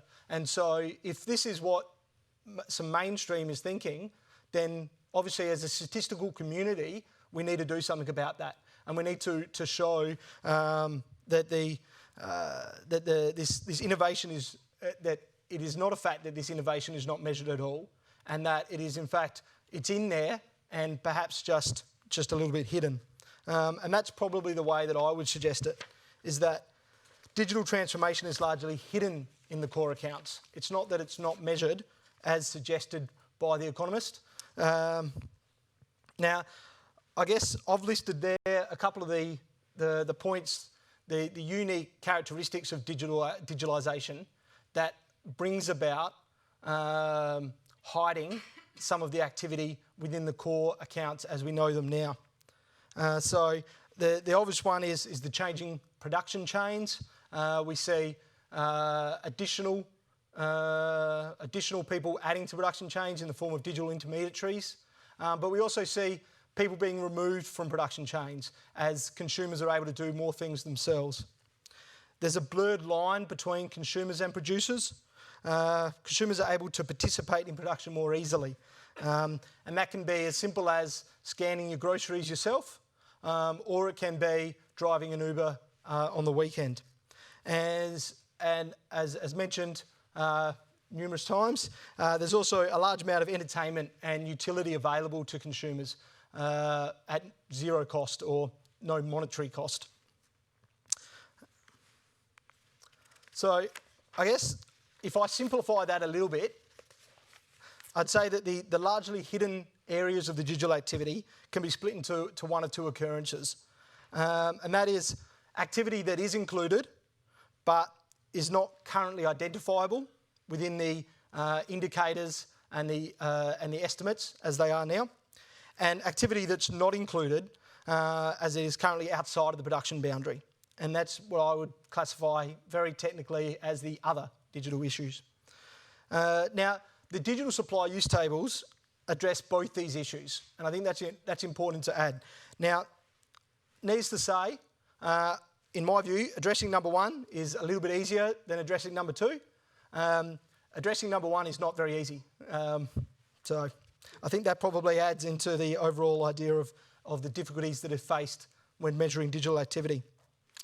Now, I do just want to take a quick side note, and again, I didn't plan this following on from the previous topic of trust in statistics, but I suppose I just wanted to highlight that the purpose of this presentation is I'm not putting forward a theory of what digitalisation is or is not doing to the statistics, or what digitalisation is or is not doing to well-being or society as a whole. I'm purely just trying to provide a framework that would allow users and policy analysts to have more information on digital activity and therefore make better choices. So as you know, when I started the OECD, it coincided with a conference from the International Conference on Official Statistics, and this presentation was given, and it really stuck with me because the idea that statistics as a medium of popular political and social discourse on society and its problems. And I guess if the statistics are not doing that, as was mentioned by Rebecca in the previous one, if they're losing their relevance, then we need to invest more into it. And I guess this framework is a sign of that investment as we're trying to, as I said, bring more colour, more light onto various activity that's occurring in the economy. Now, it's not only the OECD that's doing this work. You can see here that national statistical officers have had a go.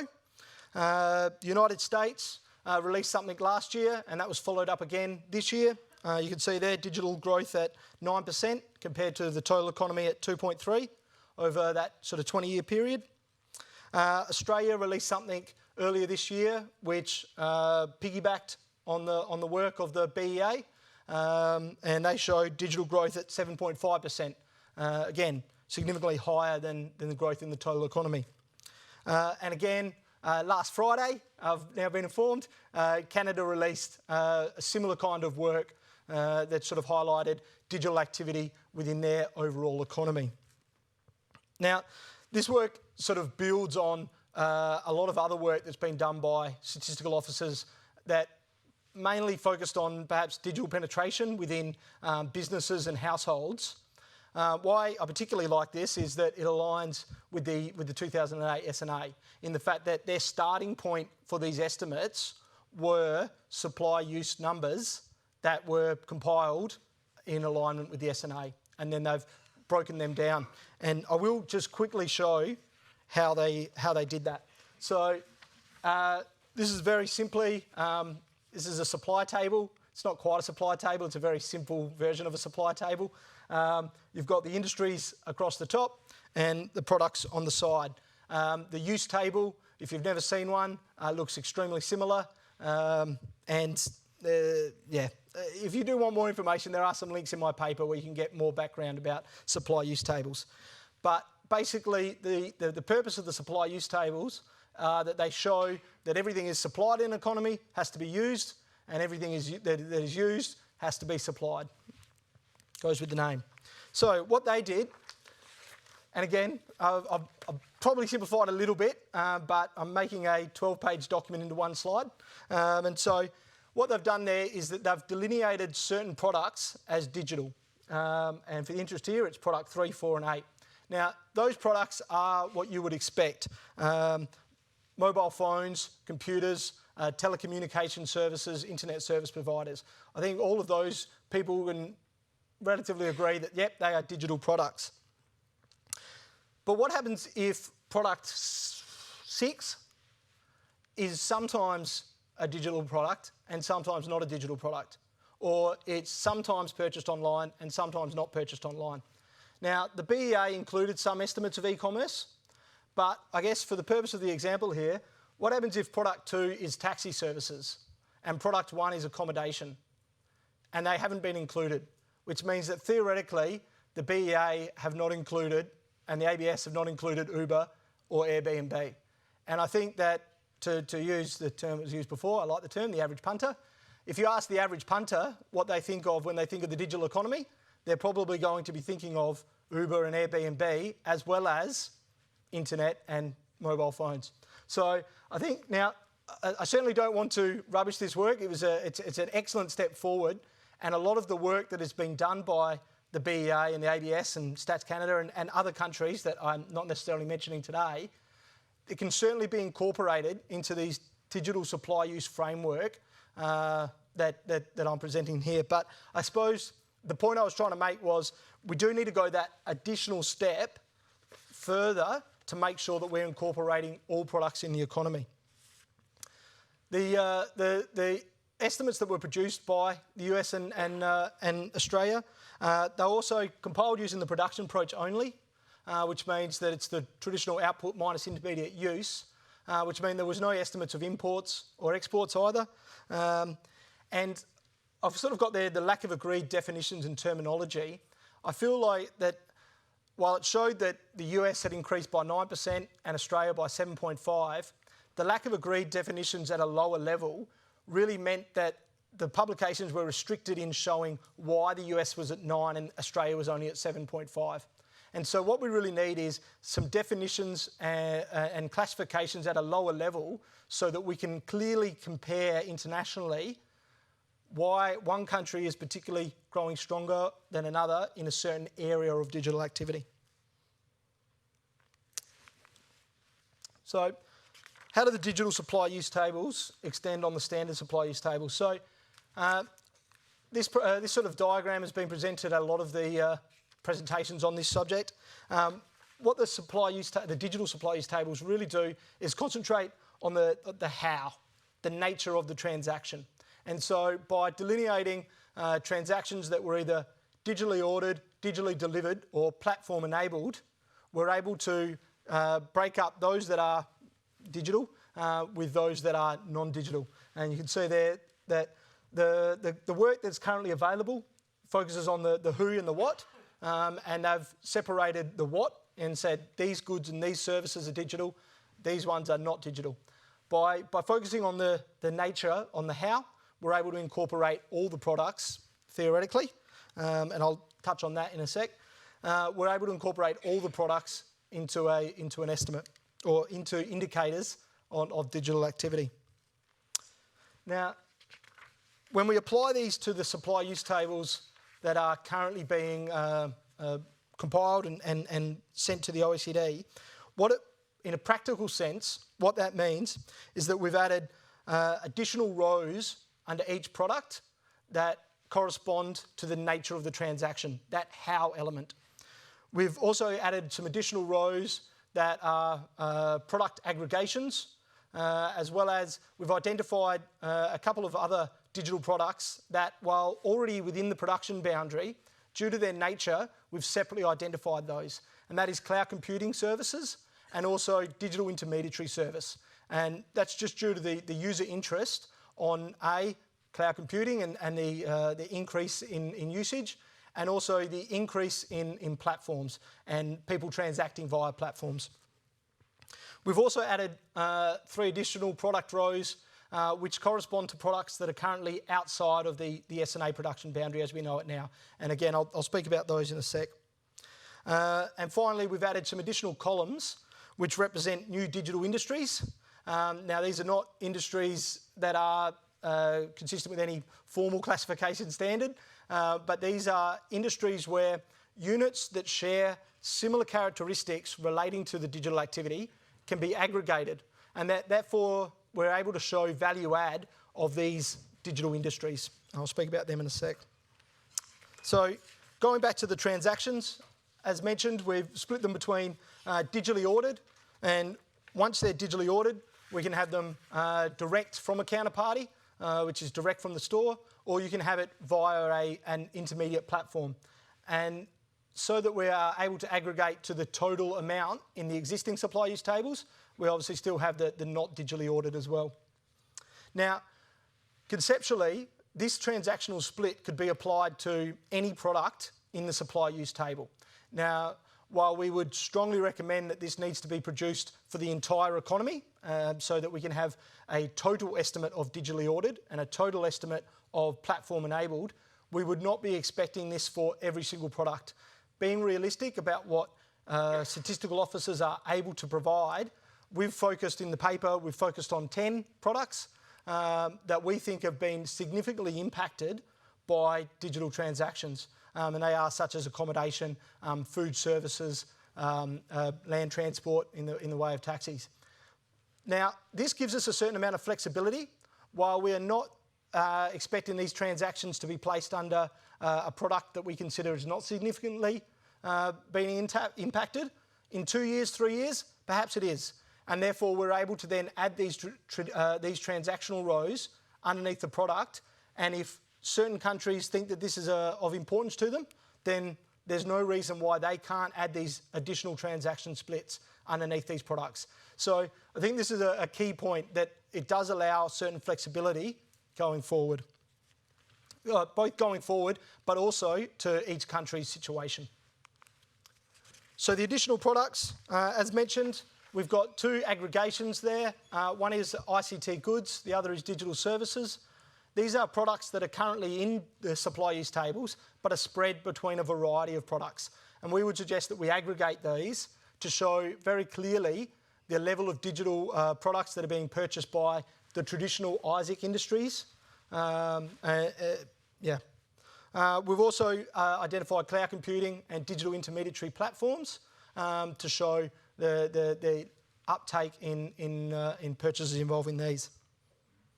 Now, the 3 products there, we've got data, we've got digital services provided by enterprises, and digital services provided by communities. And really that is one being provided by for-profit organisations and one being provided by not-for-profit. And I think that these last 3 really go to, if you think back to that previous slide that I showed, the breaking it down into those that are included but not currently identifiable, is really the first 4 products. And then those that are not currently included but there is significant user interest in, really correspond to the bottom 3 products. So in regards to the industries, we have the 7 industries listed there. As mentioned, these are not connected with any official classification of industries. I think in defining what is in these industries, the definitions really need to be driven by the users.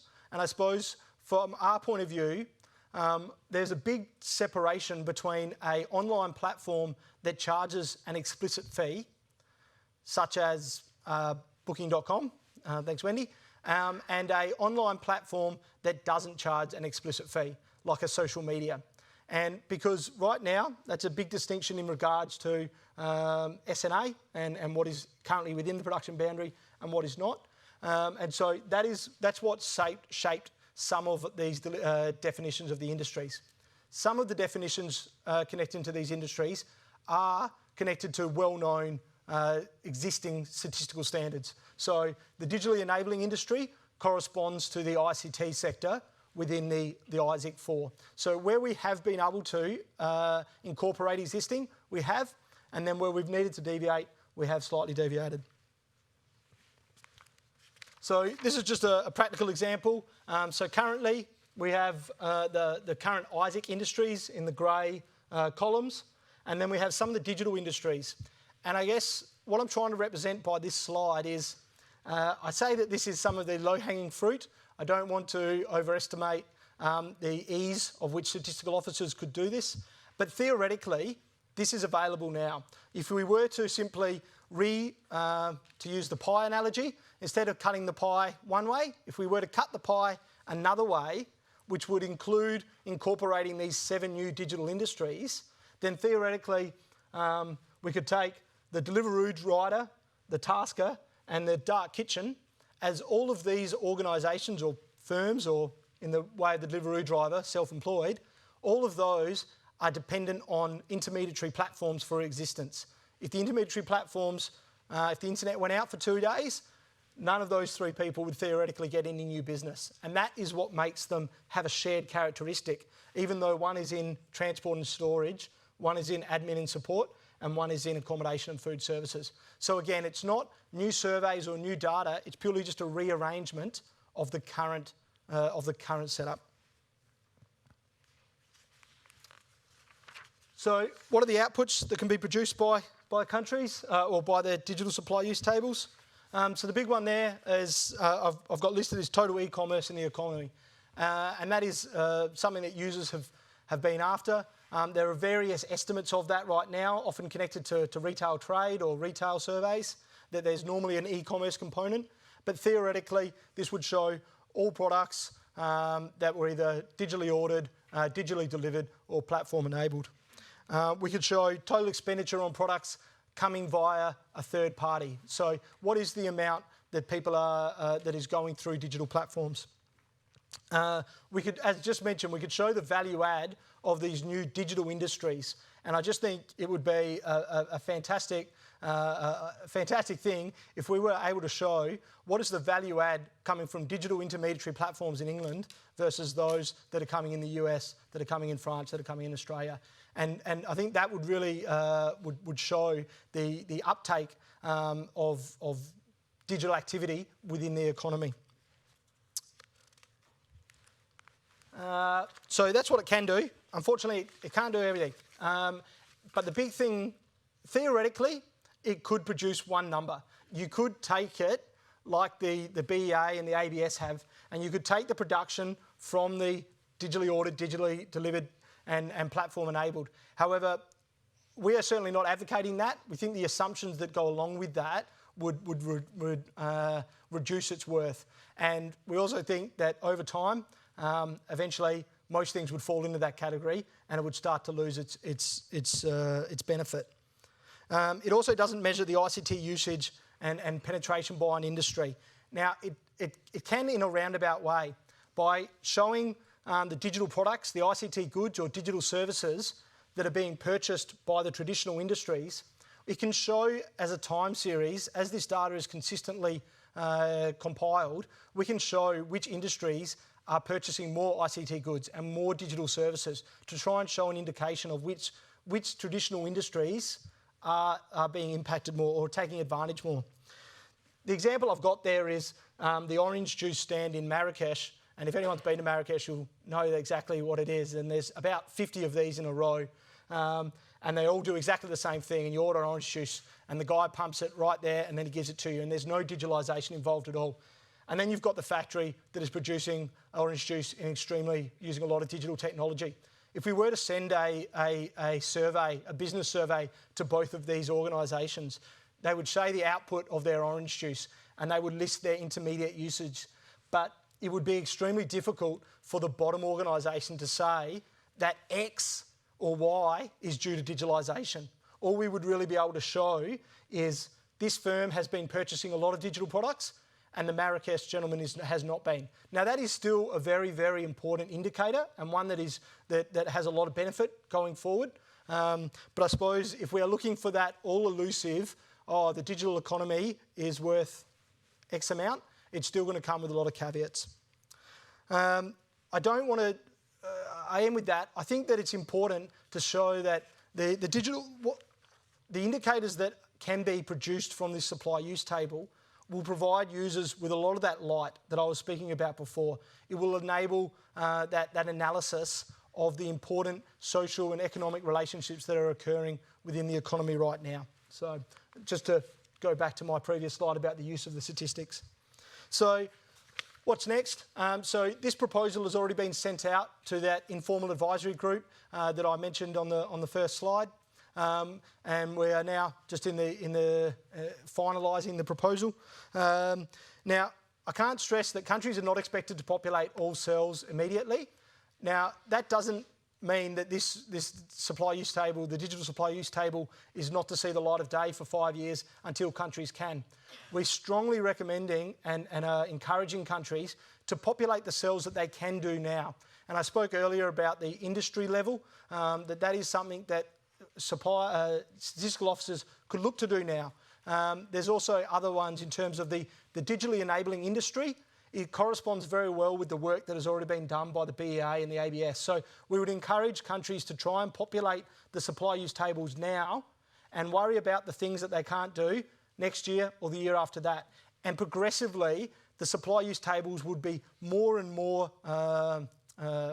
compiled, or more cells would be populated, and they would become even more useful to these users.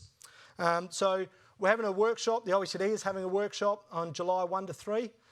Which we're really going to focus on the compilation methods involved in trying to populate this rather than the conceptual, because we really do feel like it's, as soon as we're able to get some internationally comparable estimates, this will really just start to gain some traction, and people will see the benefit and the power of these digital supply use tables.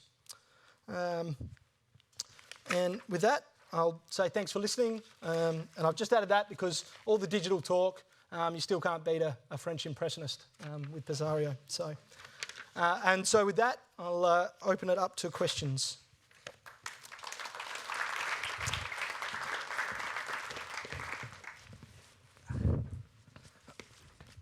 And I feel very weird chairing my own question session.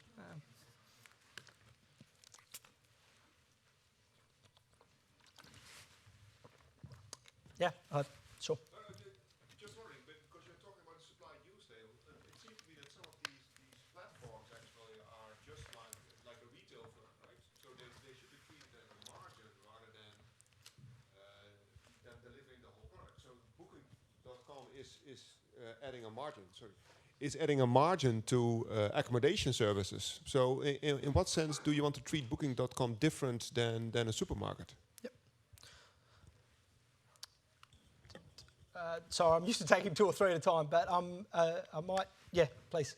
So I'm wondering about the time and effort and cost involved in doing this for all the NSIs, and thinking about an alternative approach, and wondering what you think the relative merits of supply use table you're thinking about would be. So it seems to me the essence of the digital economy is investment in ICT capital, including both tangible and intangible assets, data, and so forth.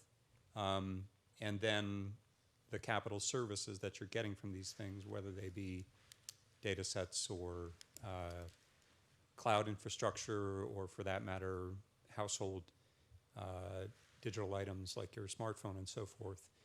And if you quantified the digital economy that way, we could do that with the data we have in hand simply by using the stock of capital and generating capital services. So I'm wondering what else we learn from having these extra rows in the supply use table relative to that.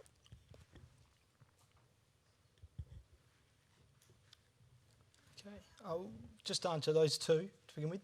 So the first one, just regarding the difference between the intermediary platforms that sort of are almost like a retail or a supermarket. I think you said supermarket? Yeah. So within the paper and the definition of those intermediary platforms, we do talk about that a intermediary platform is an organisation that does not take ownership of the good or service that they are selling. And I think that is a big difference. One of the digital industries that we mentioned there were e-tailers, and they would certainly a online-only retailer. So I think I had ASOS as an example there. They would be classified as an e-tailer. They're selling the vast majority of their products only online, and they are taking ownership. They have an inventory, and so theoretically they have some risk there. Whereas the digital intermediary platforms, their sole function is just matching a consumer with a producer. They're not taking ownership. So Booking.com, they're certainly adding some value by aggregating all the options together.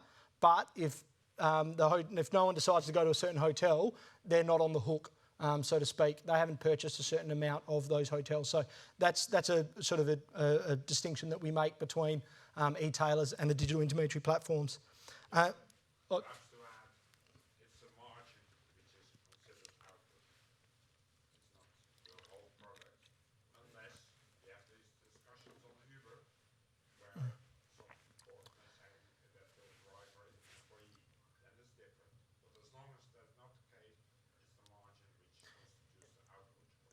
yeah, so I should add that. In some of the discussions we've talked about, some countries' legal decisions are perhaps going to mean that theoretically a digital intermediary platform in one may be something different in another if they've got employees that are actually providing that service. So thanks, Phil. Regarding the time and cost, it's a good point. It's very easy for me to come up here and say, how good's this? We should all do this, and then all our problems will be solved when I'm not the one that's doing it. To that, I probably would suggest that we are not forcing countries to do this. We're strongly recommending that they do so. And we think that most countries are exploring estimates and indicators in this area anyway, as showed by the fact that since when I did this 6 months ago, countries have. I guess what we're trying to do is give that a set of standards that as this work continues, that we can gravitate to. And so that we're not ending up in 2 years' time with 10 different estimates of production coming from platforms that are similar but not quite the same. And I suppose we're trying to be proactive in that when we think this work is going to continue, then this gives it a somewhat of a home base to come back to. And we're certainly not saying that countries shouldn't continue to do various surveys, the work that they're currently doing, if they feel that that is important for them or their current policy. But I suppose what we're saying is, if you are doing this work and you combine it with some national account aggregates, then all of a sudden we can have some internationally comparable estimates. So it really is it's an addition to the supply use tables that are currently being populated as opposed to replacing the supply use tables. So I suppose from that point of view, there's no getting away that it's going to take time and effort. But we think that there's the extra insights, and I think particularly in regards to what I would call traditionally non-digital products, like accommodation and taxis, since they're the two examples that we're using today, trying to show how they have been impacted by digitalisation, I think is really important, and it goes further, it goes beyond than the investment in the ICT industry and creating digital service or capitalised services from that. But also the move from high street sales to e-commerce, I think that's important development that you want to capture. Or there are many, the substitution of ICT, own investments in ICT by purchasing cloud computing services. Right. I think that there's clear desire by the general public and by politicians to be able to say, how big is Uber? I'm not clear on what economic policy question we can answer from this that we couldn't answer before. I think there's a benefit in knowing. Theoretically, I can come an Uber driver tomorrow, and I suppose that if there is a larger proportion, this is purely off the top of my head, but if there's a larger proportion of the economy that is being made up through these firms that are dependent on platforms with very low barriers of entry, then theoretically, the example I used was the Hilton Hotel could be a firm dependent on a platform. If the majority of bookings for the Hilton are actually done through Booking.com, then that's the same as a Uber driver. But I suppose that's the interesting point, that if we're seeing a larger proportion of the economy being driven by firms that are dependent on platforms with theoretically less barriers of entry, then I imagine that would have some impact on labour markets. So top of my head. Only because, David, I imagine you didn't ask something yesterday which you probably wanted to. So I'm trying to ask something else today. Quick question, just maybe you could dwell on a bit on, or expand a bit on how this would work in practice. Because, like, if I think about Amazon, I mean, of course we have Amazon Marketplace, but then think about their own Whole Foods, or they actually now own more than 200 brands and actually sell their own products too, right? So let's say now suddenly this explodes and suddenly Amazon is actually becoming a non-digital company, right? So I mean, I was just wonder, do you take it at 50% of revenue, or what's the idea here? And Citymapper, right? I mean, it's a data-driven company, but now they're providing their own actual shuttling services, right? So they actually have buses and so on. And it's interesting, in the US, actually, the SEC is going the other way. They actually take some of these digital companies or ICT-based companies and actually reallocate them to other sectors, such as publishing, broadcasting, accommodation, and so on. So that's something I mentioned yesterday. Yeah, nice. Thanks. I should take another one, and then I'll try and, Josh Martin, ONS. Couple of questions, if I may.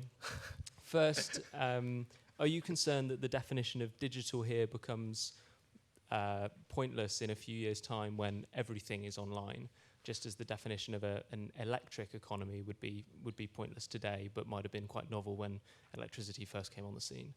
And secondly, if you're expanding the production boundary to include some of the additional products and services that you mentioned, will you also be recommending to capture capital assets owned outside of the production boundary at the moment? So I'm thinking particularly about cars used as taxis by Uber drivers.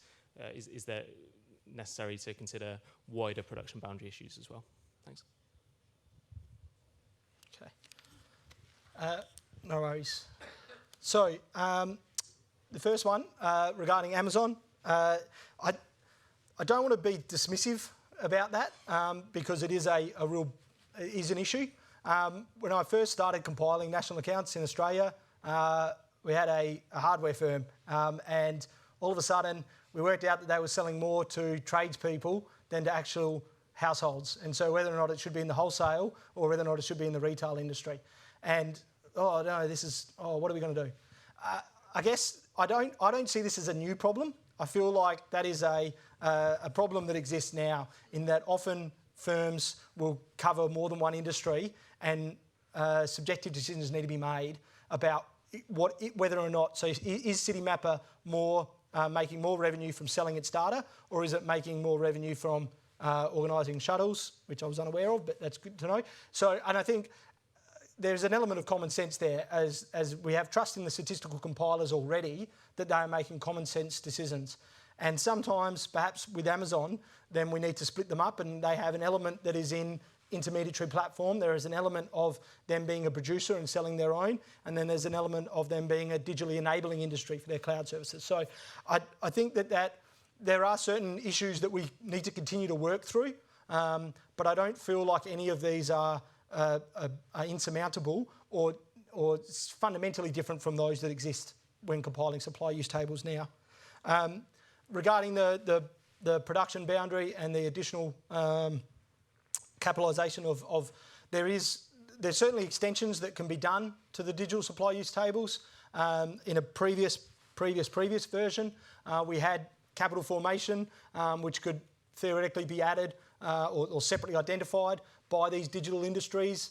You can also add theoretically labour force, or employees or hours worked, to try and get some kind of productivity measures from these digital industries as well. So I think that is certainly an area where we're looking further. I hate to say anything too controversial, Peter, but I would suggest. Hang on, Peter. Wait, let me. It's not a conceptual. Yeah. The current SNA says if you do the production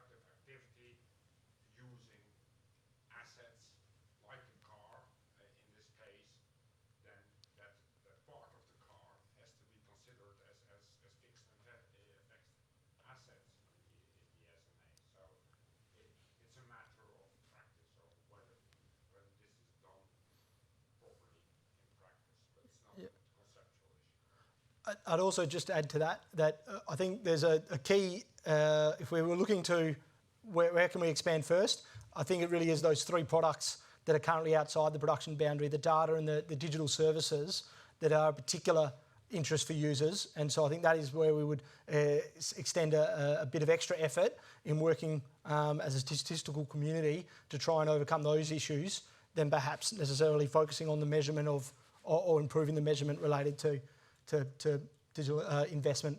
So, yeah. That one, yeah.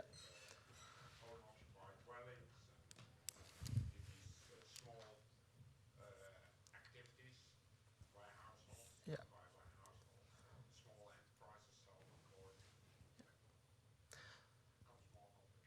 Okay, so I think I'll call it to an end. I'm a bit worried that I'm already taking the liberties of being the last presenter already. So I'll come and speak to you after. If no, I just wanted oh, okay. That it automatically comes in the production boundary because now it's used to produce goods that are exchanged on the market. So it's no longer outside the production boundary. Yeah. Yeah. Okay, so no longer as John Mitchell, the presenter, but as the chair, I suppose I'd just like to say thank you again to Wendy, Phil and Jeremy for presenting. And I think we've all gotten a lot out of this. I think this it really shows that there's a lot happening in the digital activity and I look forward to many more discussions on it. So thank you very much.